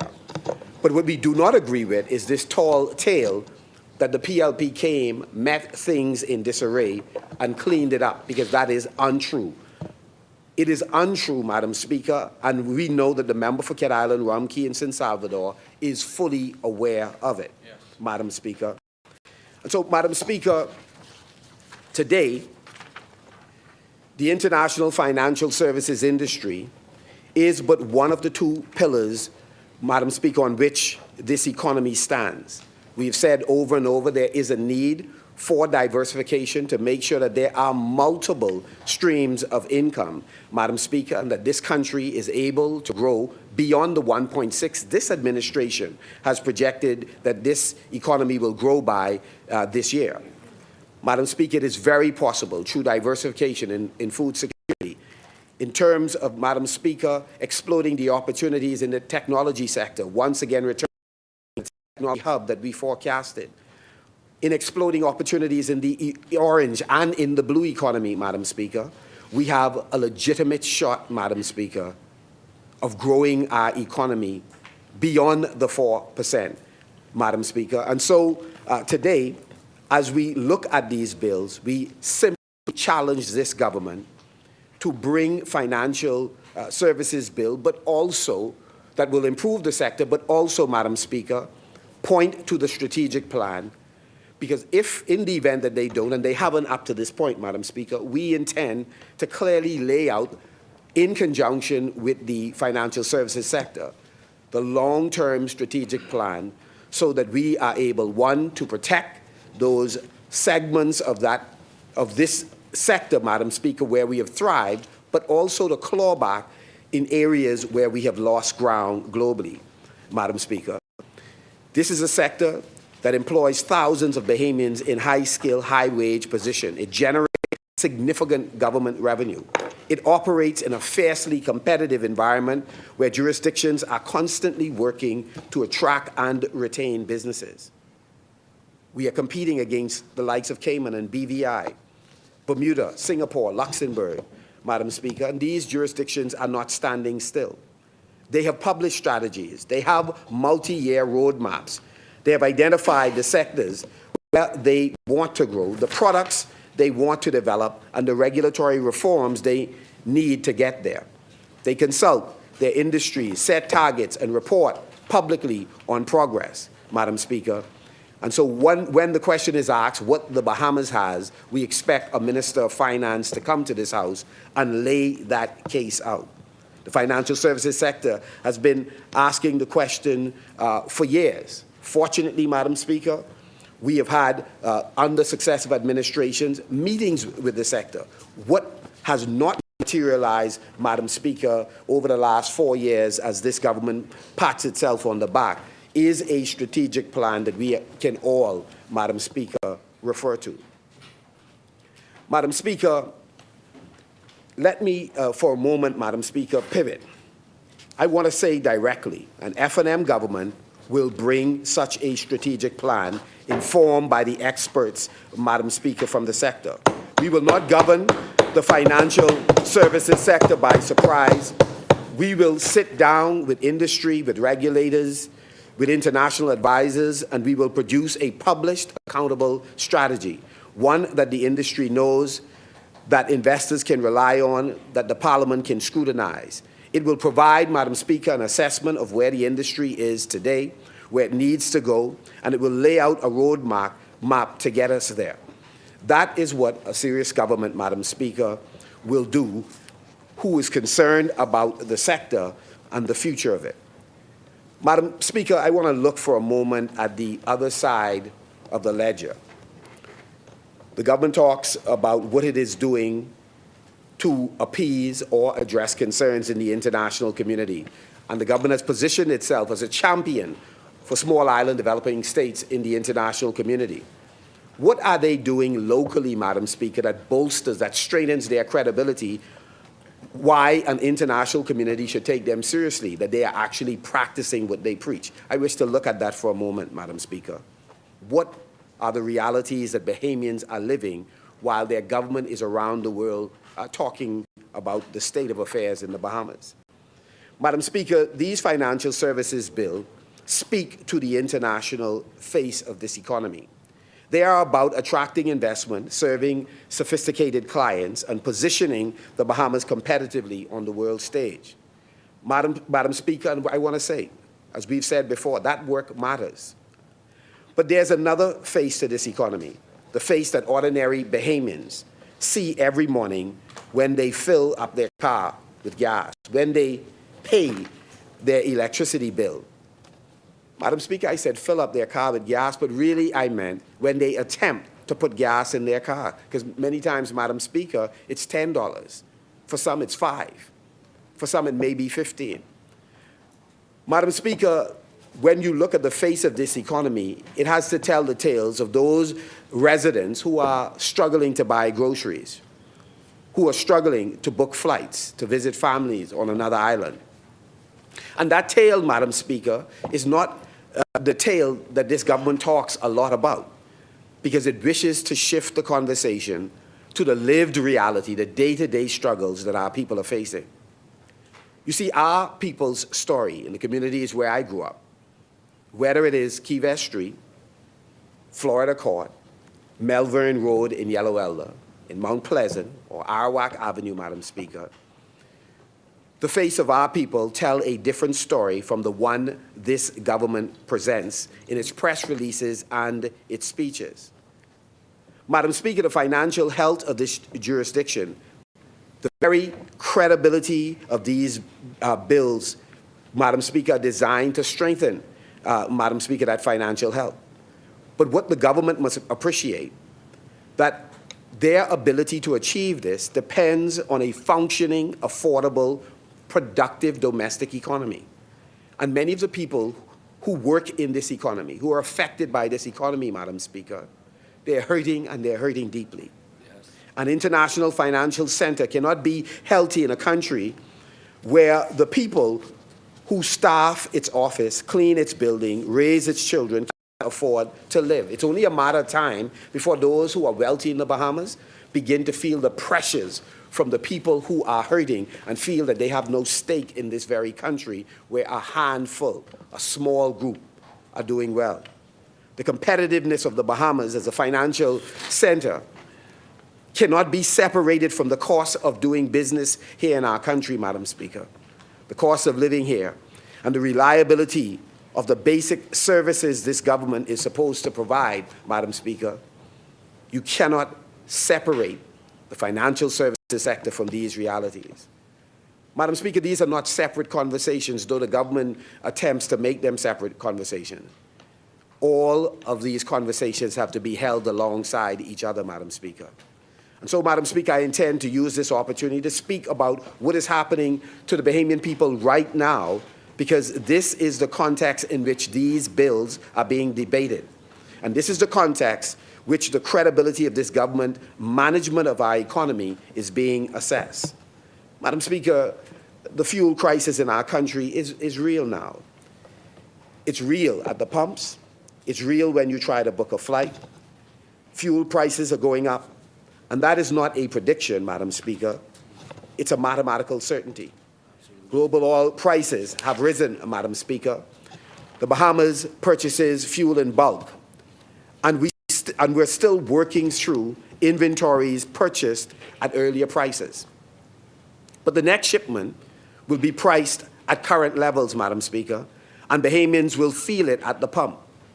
They will feel it in their electricity bills. In fact, the same bills that did not go down since 2021, Madam Speaker. They will feel it in the cost of flights. We just saw yesterday, Madam Speaker, where a local airline has already announced the likelihood of fare increase of approximately 40%. Madam Speaker, another airline has just joined them in Madam Speaker, indicating that there will be changes in the price due, Madam Speaker, to rising fuel costs. And so, Madam Speaker, the government should act and act expeditiously. No, they should act fast. Madam Speaker, we indicated to the government that there is a strategy that they are able to use. We've proposed a VAT fuel cap, a mechanism, Madam Speaker, that captures VAT revenue, that caps, that is, put a ceiling on the revenue of fuel up to a defined price threshold, but caps the additional VAT collected above that threshold. In other words, Madam Speaker, we do not believe that the government should earn extra revenue on the fuel, which is really hurting the Bahamian people. And this is a revenue-neutral proposal, Madam Speaker. So we're not suggesting the government gives away revenue. We just say cap it at what you have predicted you were likely to earn so that our people are not suffering because of what is happening in the global market, Madam Speaker. And again, this is a matter Senator Henfield raised on our behalf in the Senate. I believe it was just yesterday, Madam Speaker. And we also presented it in a press release. And we've looked at other jurisdictions, Madam Speaker, and we see what they are doing in order to relieve the pressure on our people, on their people, and we should do the same for ours. Madam Speaker, we have learned, subsequent to our comments, that Barbados, our Caribbean neighbor, has moved forward with precisely this kind of mechanism, Madam Speaker. But again, the energy sector is not the only area being affected. Madam Speaker, this country now faces a health care crisis. And the Prime Minister, Madam Speaker, if one were to listen to him, we would start collectively hoping that he's not developing, Madam Speaker, amnesia. I want, Madam Speaker, just to quote the Prime Minister, because we found it stunning, something that he said just recently, Madam Speaker. Healthcare professionals are indicating that this is the worst the healthcare system has been in 40 years. Madam Speaker, not one healthcare professional, not just persons in the doctor's rank, but the nurses' rank and others, those who have lived for decades working in the system, using the system. They've made the point that the present state of the healthcare system, wrap your mind around that, is the worst it has been in 40 years, Madam Speaker. The chair recognizes the honourable member for Tall Pines. Speaking that the healthcare system is the worst it's been in 40 years. They are entitled to their opinion, but I want to assure him that that's not the opinion of everyone in the healthcare service. The healthcare services has challenges, and much work has been done in the healthcare services in the last 4.5 years. And so we cannot hold two individuals as a factual certainty in the entire healthcare system, because there's thousands of individuals that make up the system, and there's thousands of Bahamians who benefit from the system.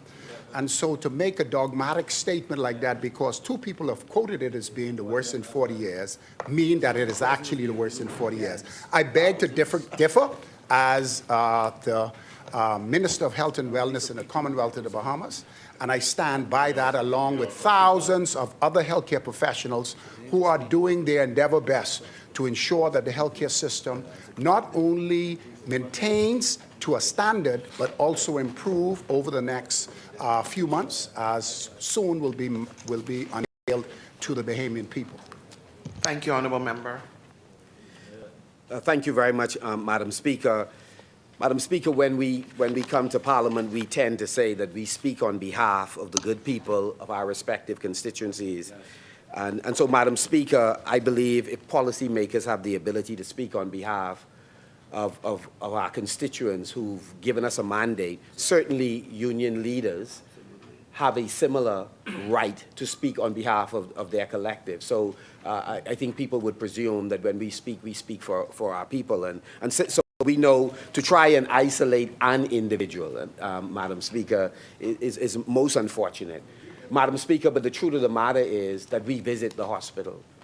As a member of Parliament, I have constituents, Madam Speaker, who have gone in the RAN, Madam Speaker, or Princess Margaret. We all have relatives. We know that we are in crisis in the healthcare system, Madam Speaker. I don't celebrate that fact.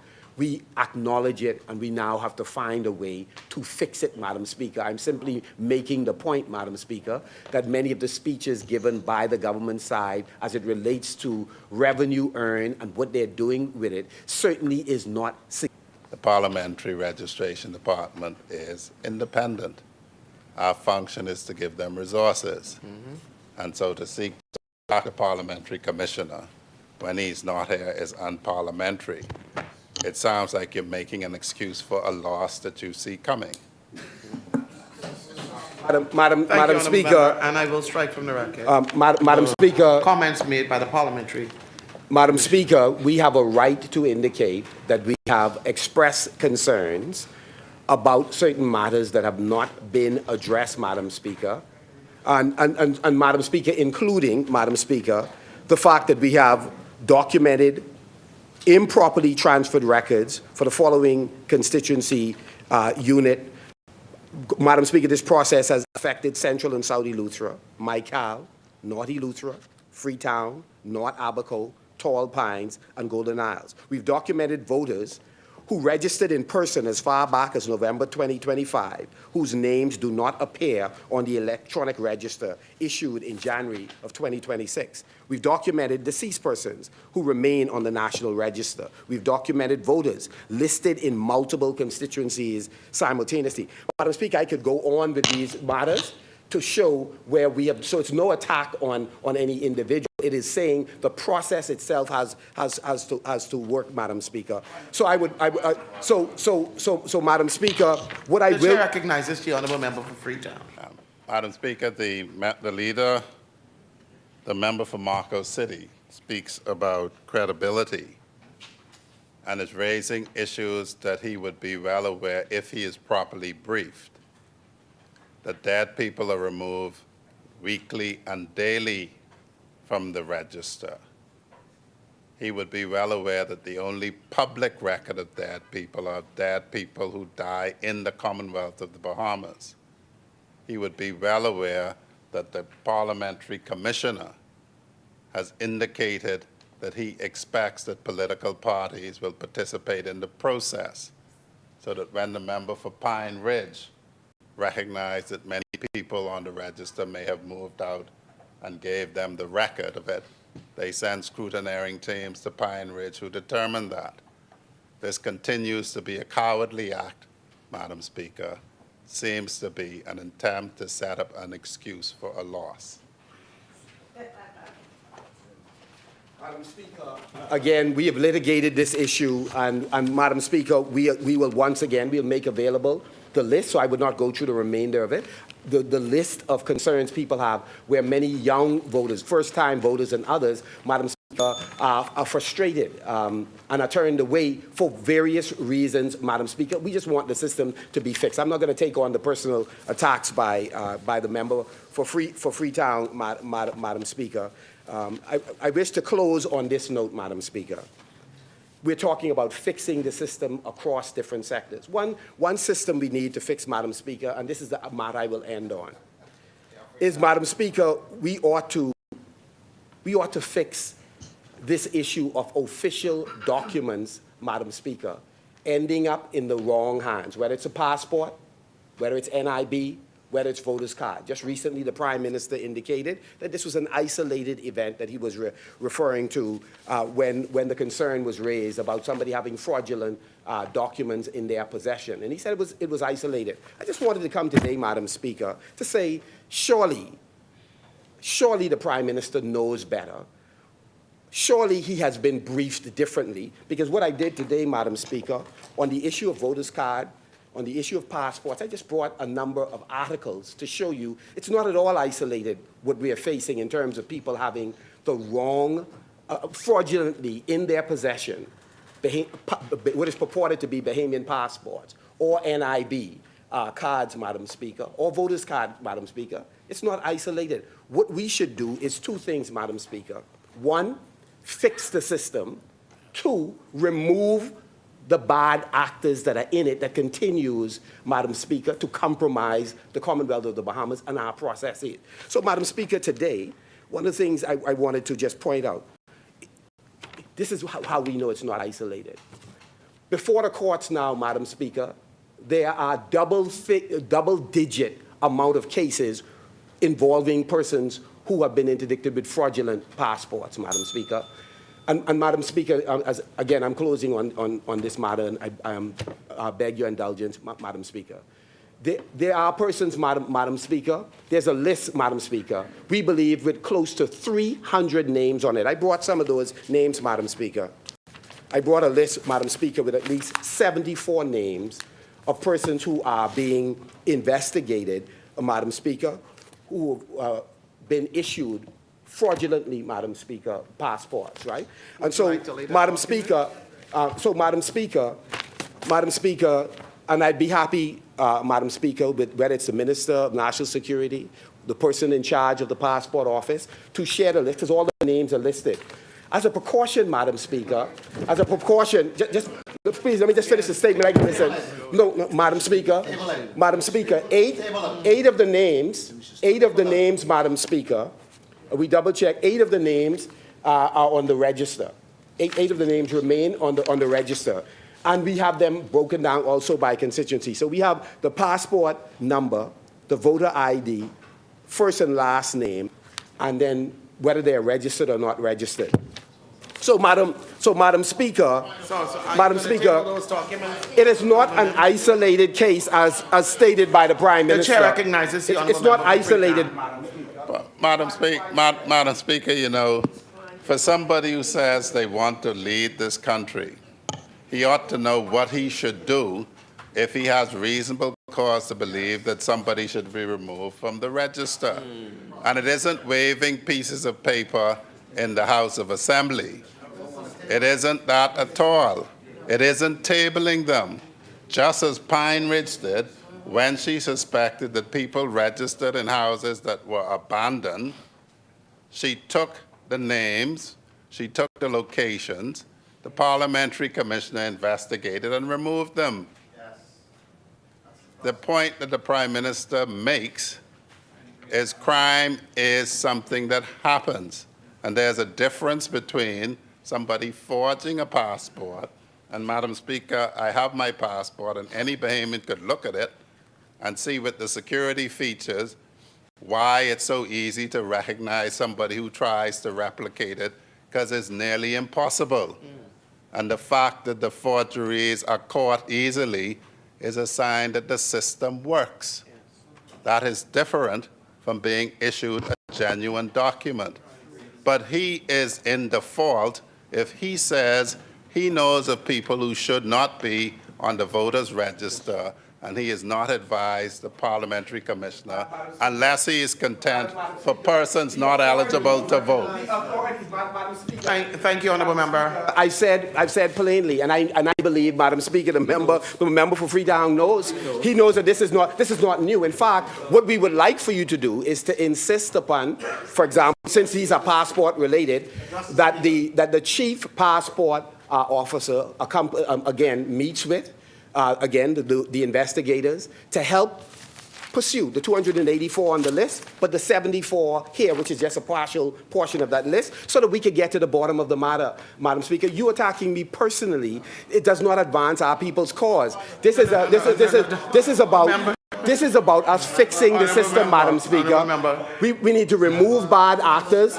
And I'm going to wrap up now, and then you could back eloquently. The Chair recognizes the Honourable Member for Freetown. Madam Speaker, one was he was asked at table. He talks about 300 people who are being investigated.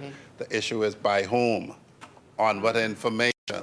So all of this banding about things to stoke up fear, and suspicion is not proper. If he is suggesting that the Security and Intelligence Branch has investigated the Passport Office, he might be correct. If he is suggesting that they investigated immigration, he might be correct. But he is suggesting that he has a list of active investigations. He should table it.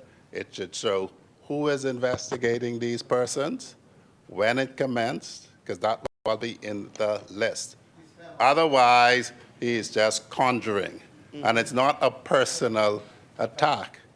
If anybody has any information that should lead the parliamentary commissioner to remove somebody, they have a duty to report it. Attack, member for Freetown. I have asked twice. So Yeah. are you So, willing look, Madam table Speaker, I those want to respond. documents? Allow me to respond to it. When I mentioned Madam Speaker, as I've said, and other members have said, with the names of the individuals here, I'm prepared to share with the Minister of National Security, the Minister of Immigration, the Minister with responsibility for the Passport Office, Madam Speaker, and I'm prepared to share with any of the other persons who are here who wish to see the list, Madam Speaker. Madam Speaker, so yes. So, Madam Speaker, I close by simply saying this. We support the bills. 3 times now. We support the bills. We support the bills that are before us. And ignoring. But we have a concern. You're ignoring me. No, I'm not ignoring you. I said to you before. I have asked. Now this is the 4th time.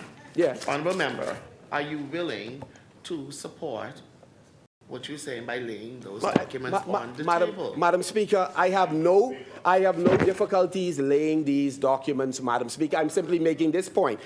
I've said before when I've raised matters where persons' names are not redacted, Madam Speaker. I've said before, so I've answered your questions plainly. I don't have a problem, Madam Speaker. But I've said before, when I gave examples, Madam Speaker, of persons who were arrested on immigration violations, they were deported.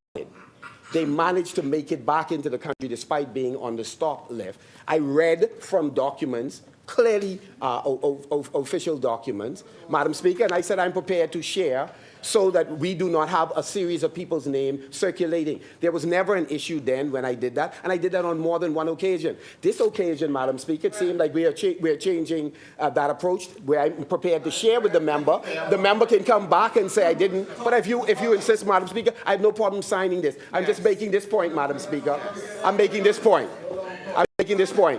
Our goal is to fix this. Our goal is to fix the system, Madam Speaker, and to remove bad actors. And so government officials who are aware that people are fraudulently obtaining Bahamian passports, NIB, voters' cards, Madam Speaker, that we have a duty, Madam Speaker, to address it publicly and privately. And to hear members opposite, a few of them, not all of them, Madam Speaker, apoplectic is the word they like to use, out of sorts over this, makes me wonder, Madam Speaker, whether or not they are fine with the fact that violations are taking place and fraudulent documents are being used, Madam Speaker. That's what I'm wondering.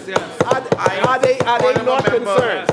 Are they not concerned? The chair recognizes the honourable member for Freetown.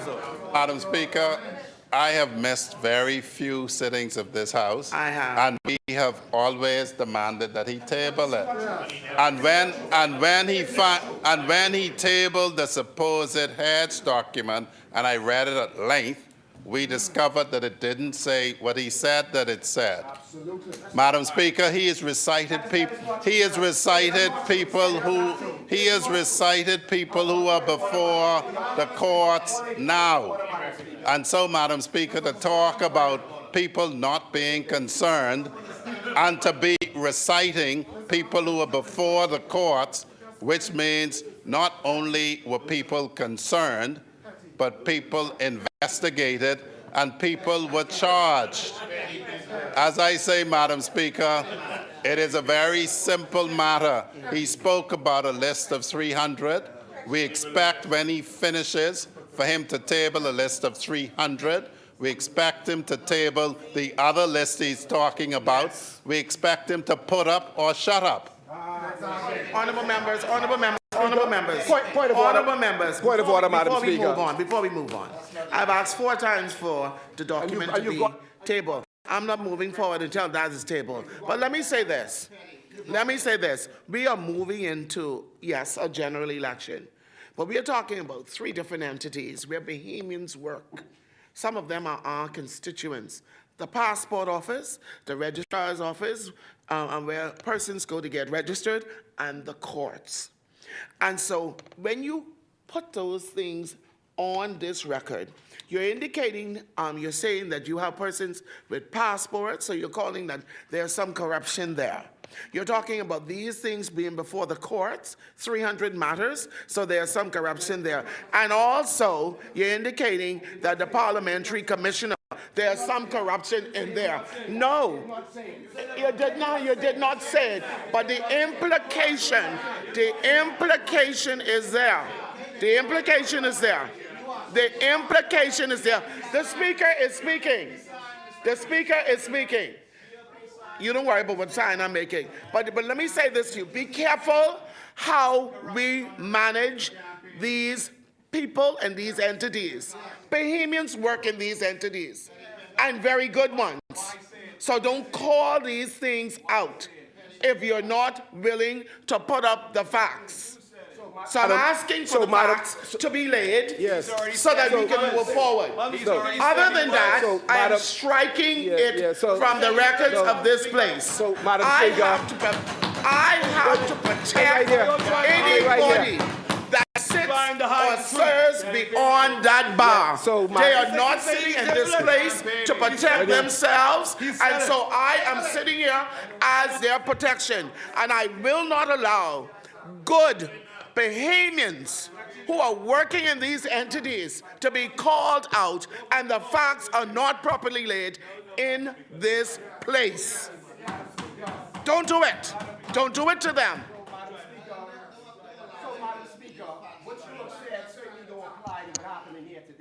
Well, lay the document. I'm asking for the 5th time. No, but I've answered you already. So I'm saying to you.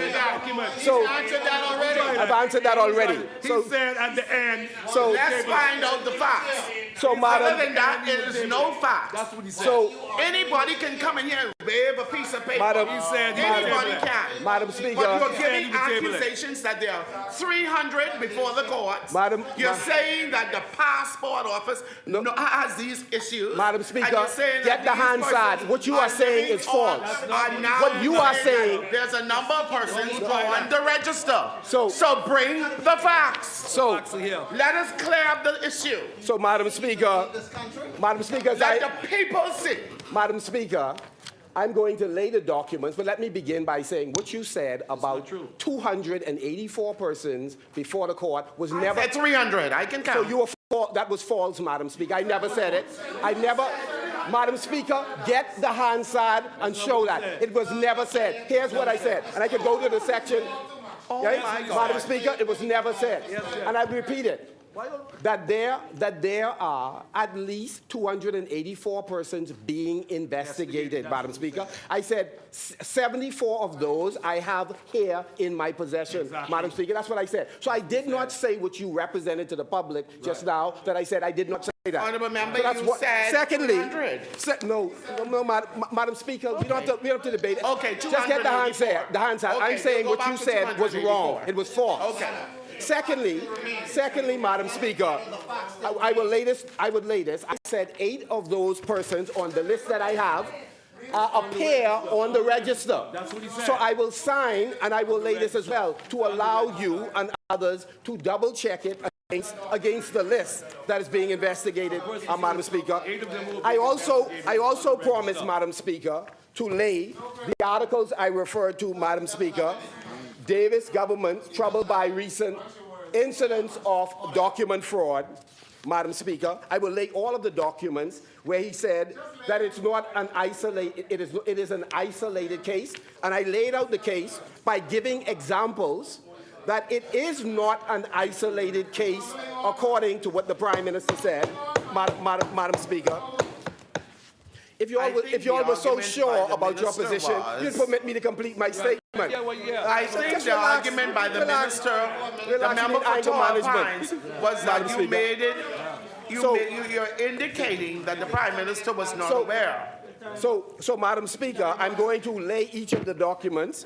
I'm going to sign them and lay each of the documents. The first Order is... that the documents be brought up. No, I'm signing the Davis says you government have to sign trouble first. by recent incidents. That's one.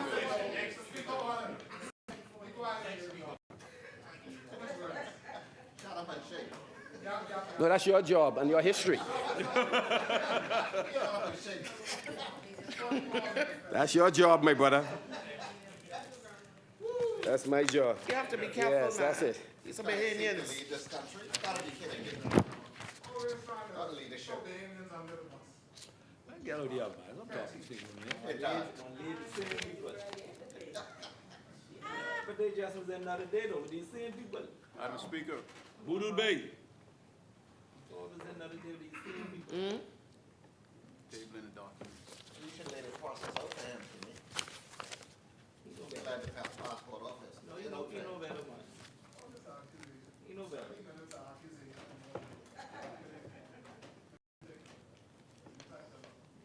One contribution got y'all crying. You think it's gonna bring in some points? One contribution got y'all crying. Yeah, you started it. Town Keno's on the crier. phone. Town crier. Town crier. Double check to see if my microphone is still on for me, please. Keno Walker's on the next line.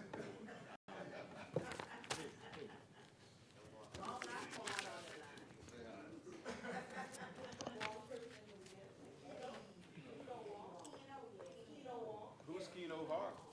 Man got an alias. One of the documents, Madam Speaker, from the Tribune, Davis, fake voter cards pose no systemic threat. Speaker, he's been on his last seat for 46 minutes.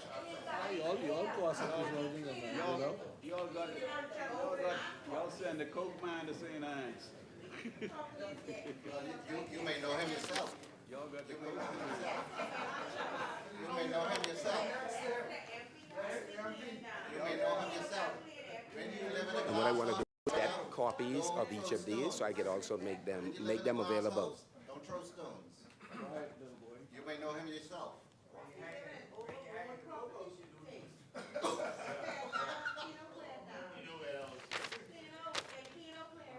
Be careful. Be careful. Lundy, what'd you say? Madam Speaker, I need to light up some of these MPs.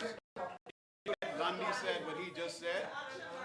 If you let Lundy say what he just said, I'm going to start out. They clear this stash house. What? You cannot hear? Lundy, what did you just say from your seat? Lundy, what did you just say from your seat? Madam Speaker, all I'm saying. All right, campaign then, Madam Speaker, campaign. I'm checking to see if this is it still on? This mic. Okay, Keno.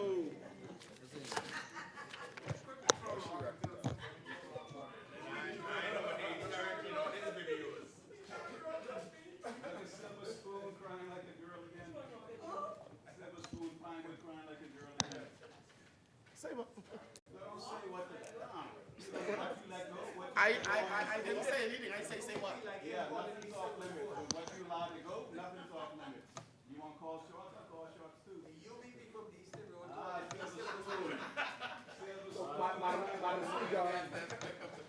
Madam Speaker, in laying these documents, I want to say for the record, Madam Speaker, that we attack no public service officer. We indicated, Madam Speaker, that investigations are going on, and we expect government officials to appear to court to answer the investigation. So these are matters being investigated.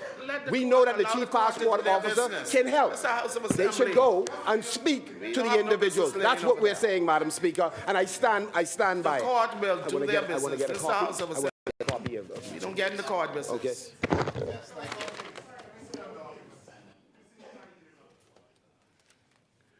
Thank you, Honorable Member. Order that the documents do lie on the table.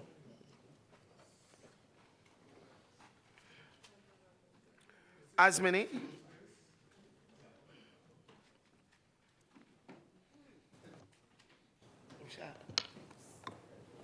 Central.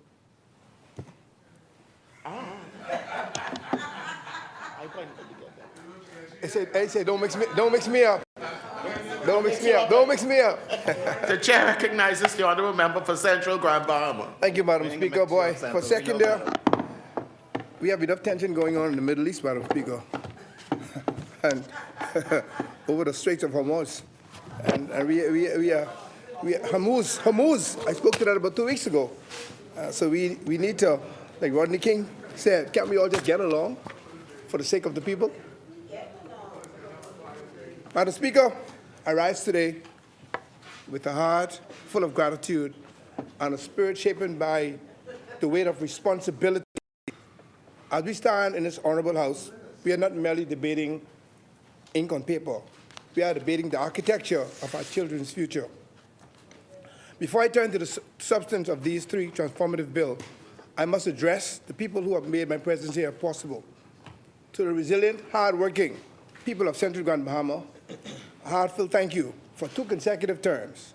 You have given me the distinct honor of being your voice in the halls of Parliament. Madam Speaker, we are indeed entering a season where many will come to doorsteps with promises. But I want my constituents to know this. While you may not have seen me in every home every single day, it is because I have been right here in this house fighting the battles that others shy away from.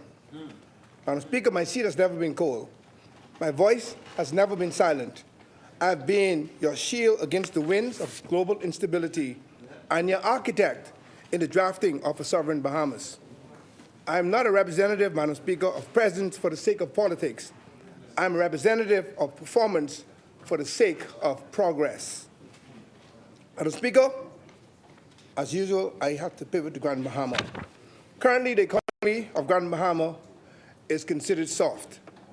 We feel the pinch in the shops in Freeport. We see the quiet in the markets, but let no one in this house, and certainly no one in the Bahamas, mistake a soft economy for a weak spirit. Madam Speaker, a startling truth must be spoken today. Even in its current soft state, and this is facts, Grand Bahama still contributes more to the consolidated funds than all of the other family islands combined. We are indeed a major part of the backbone of the Bahamian Treasury. We are one of the engines that keeps this nation's lights on. So I ask this House, Madam Speaker, if Grand Bahama can carry a large portion of the weight of the entire Commonwealth while we are struggling, imagine what will happen to the Bahamas if Grand Bahama finally reaches its full potential. If we move from soft to soaring, we won't just be building a budget, we will be building a regional superpower. But for that to happen, we must stop the cycle of dependency. Madam Speaker, we are too vulnerable. We depend too much on outside support to survive. Through Empowerment's Main, turning Grand Bahama into a self-reliant fortress of industry, technology, and wealth. Madam Speaker, the Usufructuary Interest Bill 2025 speaks to the Commonwealth, to the wealth of the common man. I did not cuss. Madam Speaker, this bill allows for the separation of ownership and the fruit of power, as was spoken to by the member for Cat Island. Madam Speaker, unless we are careful about this bill, as it is written, it could be a tool for the elite. I'm calling for a family heritage amendment, Madam Speaker, to protect generation land. I want to see a grandmother in Central Grand Bahama able to grant a usufruct to her grandson to start a hydroponic farm today, allowing him to use land and reap the profits to build his life while the legal title remains safely in the family's name. Let's use this, Madam Speaker, to unlock Crown land. Do not just give a lease. Give a usufructuary interest that can be used as collateral at the bank. As we look deeper, Madam Speaker, at the interest bill, we are essentially talking about what we in our common law tradition know as a life estate or a beneficial interest. It is the right to the fruit to the profit, to the rent, to the crop, without necessarily holding the naked title. Like some water, please.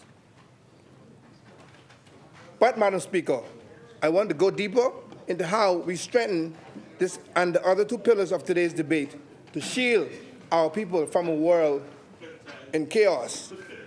Madam Speaker, I know we are approaching the lunch time break, so I'll do my best to move on and finish in time.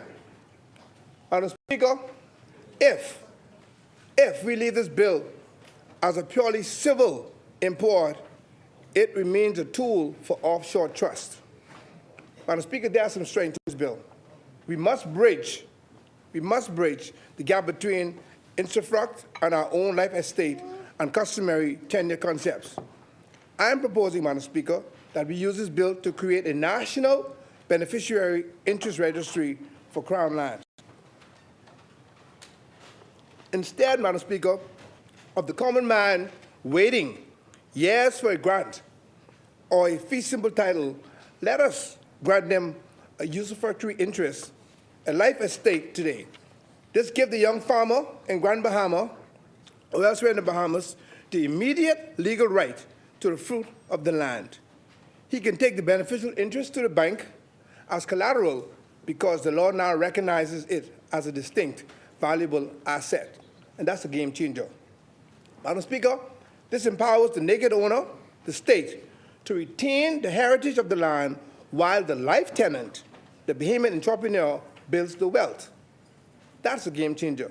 This is how we move, Madam Speaker, from land that sits idly to land that builds a middle class that is so much needed in this country. Madam Speaker, I now move to the DAO bill. The critique, Madam Speaker, of this bill is that my concern is that this bill, as usual, you gotta probably look at me cross-eyed when I continue to speak about Grand Bahama. We should not allow this bill to become more of a Nassau-centric registry. I'm proposing, Madam Speaker, that we establish the National DAO Registry, of course, in Grand Bahama. We shouldn't just be hosting the future. We want the common Bahamian, Madam Speaker, to own the future. I want to see the fishermen's DAOs, where our crawfishers in the Family Island use smart contracts to sell directly to global market, cutting out the middleman and putting the pocket directly into the fisherman's pocket.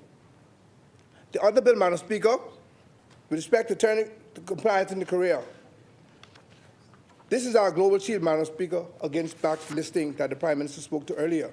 Madam Speaker, there, however, is a risk. It introduces a $300,000 penalty. Madam Speaker, we must ensure that these penalties don't bankrupt our small business accounting firms in Grand Bahama, Abaco, or any other island in the Bahamas. Madam Speaker, in order to strengthen this, I'm calling for a compliance center of excellence in Grand Bahama. Let us train our youth in Central Grand Bahama to be the tax experts and compliance officers this law requires. Madam Speaker, let's turn a regulatory burden into a high-paying career path. Madam Speaker, as we know, and as I indicated at the beginning, we know of the tension that is going on in the Middle East. And of course, there's a domino effect of oil and energy. Madam Speaker, we in this place cannot ignore the world. As we look at the escalating tension in the Middle East, we are seeing a global domino effect that is already hitting the pockets of the everyday Bahamian. Let's speak to the fuel crisis. We have seen fuel prices skyrocket. This is not just a number at the pump. It is a tax on our very existence. When fuel goes up, everything goes up. Travel. I was indicated earlier by one of the members who spoke before me. The CEO of Western Air has already sounded the alarm. I saw it in the dailies yesterday. Ticket prices will increase because fuel has surged by 40% for a country of islands. An increase in airfare, Madam Speaker, is a barrier to family health care and, of course, to commerce. Madam Speaker, as I got in the plane to travel to Nassau in all the bad weather, don't have the luxury of those who live in New Providence, just jumping in their cars and driving to Parliament. You may have to duck 1 or 2 potholes, but that's about it. But in Grand Bahama, you have to get on the plane, go to the airport, jump on the plane, arrange for a rental car, arrange for Airbnb once you get here to move about. It's kind of difficult. And as it stands right now, Madam Speaker, a round-trip ticket as a frequent flyer coming from Grand Bahama on Western Air now stands at $254. That's only the airline ticket. Imagine an increase of 40% that we have to pay first, and then you apply for reimbursement. And fortunately, the parliamentary system works well where we are reimbursed in a timely manner. But if you don't have the funds up front, how are you going to get here? And imagine if that is increased by 40%. I now have to find the money to pay $355.60 to come to Nassau. Back in the days, that was a European trip. These are the realities. These are the realities. So again, we have to really figure out a way that we can become more self-sufficient. Madam Speaker, to operate a small business in Central Grand Bahama today, to run the lights, to move the goods, is becoming a Herculean task. And particularly when we are relying on one boat, one fast ferry mainly between South Florida and Grand Bahama. It's difficult. So, Madam Speaker, we certainly must really change our way of thinking and operation as we think about energy, and those of us who should pivot to living off the grid. Madam Speaker, we can no longer be slaves to the global oil market. True sovereignty, Madam Speaker, is energy independence. And I'm glad that we have been speaking about that on several occasions in this place, and I've seen movement in the right direction. We must incentivize off-the-grid living, Madam Speaker. I grew up off the grid. I'm calling for the total removal of duties and VAT on solar batteries, wind turbines where necessary, and energy storage system for every resident in Grand Bahama and anywhere else in the Family Island where it's needed. We need to empower, Madam Speaker, the common man to be his own utility company. When a war breaks out some 6,000 miles away, it should mean that a mother in Central Grand Bahama can't afford to keep her lights on or have to decide between lunch and dinner. We must turn Grand Bahama into a green zone where renewable energy isn't a luxury for the rich, but a standard for the Madam Speaker, we need to put up our shield of food security, which is a part of our national survival. The final domino in this global crisis, Madam Speaker, again, is food. As we know, Madam Speaker, fuel prices drive fertilizer prices. Fuel prices drive shipping costs. Fuel prices drive the tractor in the field. A nation that cannot feed itself is not truly sovereign. I've been, if you were following me over the last 10 years, been a relentless advocate for food security because I refuse to see our people vulnerable to the whims of foreign conflicts. And today, we are experiencing that. We must turn the fertile lands of Grand Bahama and the Bahamas into the breadbasket of the Bahamas in a very positive way. Self-sufficiency, Madam Speaker, empowerment means that every day Bahamians owning their own farm, or as we said, growing up on the Family Island, have their own field. We need to move away, Madam Speaker, from importing and towards investing in industrial-scale hydroponics and mariculture right here in our small Family Islands. Madam Speaker, food security is indeed the ultimate shield. If, Madam Speaker, if the ships stop coming tomorrow, we must be able to say to our children, don't worry, we grew this in our own soil, by our own hands, under our own sun. Madam Speaker, in closing, I once again commit to the fighter's vow. In closing, let me say this to my constituents. I have been in this House for 2 terms, and my mission has never changed. I'm here to fight for the empowerment of the common man. I'm here to ensure that Grand Bahama is not an afterthought, but the leader of our national prosperity. We are addressing the softness of today to build a domino-hard economy of tomorrow. We are moving from dependency, Madam Speaker, from dependency to dignity. We are moving from vulnerability to victory. We are moving off the grid and into the path of true independence. I have been acting on your behalf, Central Grand Bahama. I've been fighting for a better, more sovereign Bahamas. And with God as my witness and you as my support and strength, I'm just getting started. Madam Speaker, as promised, Central Grand Bahama support this bill with amendment as I have proposed, and hereby rest in time for all of us to take our lunch at 1 o'clock. Thank you. Thank you, Honorable Member. The Chair recognizes the Honorable Member for Freetown. Madam Speaker, I would move that the business of the House be suspended to 3 p.m. as Central Grand Bahama was his usual succinct self. Thank you, Honorable Member. And as we go move for suspension, I do believe that Marathon will take the floor upon our return. It has been moved and seconded that the business of this House stands suspended until 3 p.m. As many are in favor will remain seated. Those opposed will stand. The business of this House stands suspended until 3 p.m.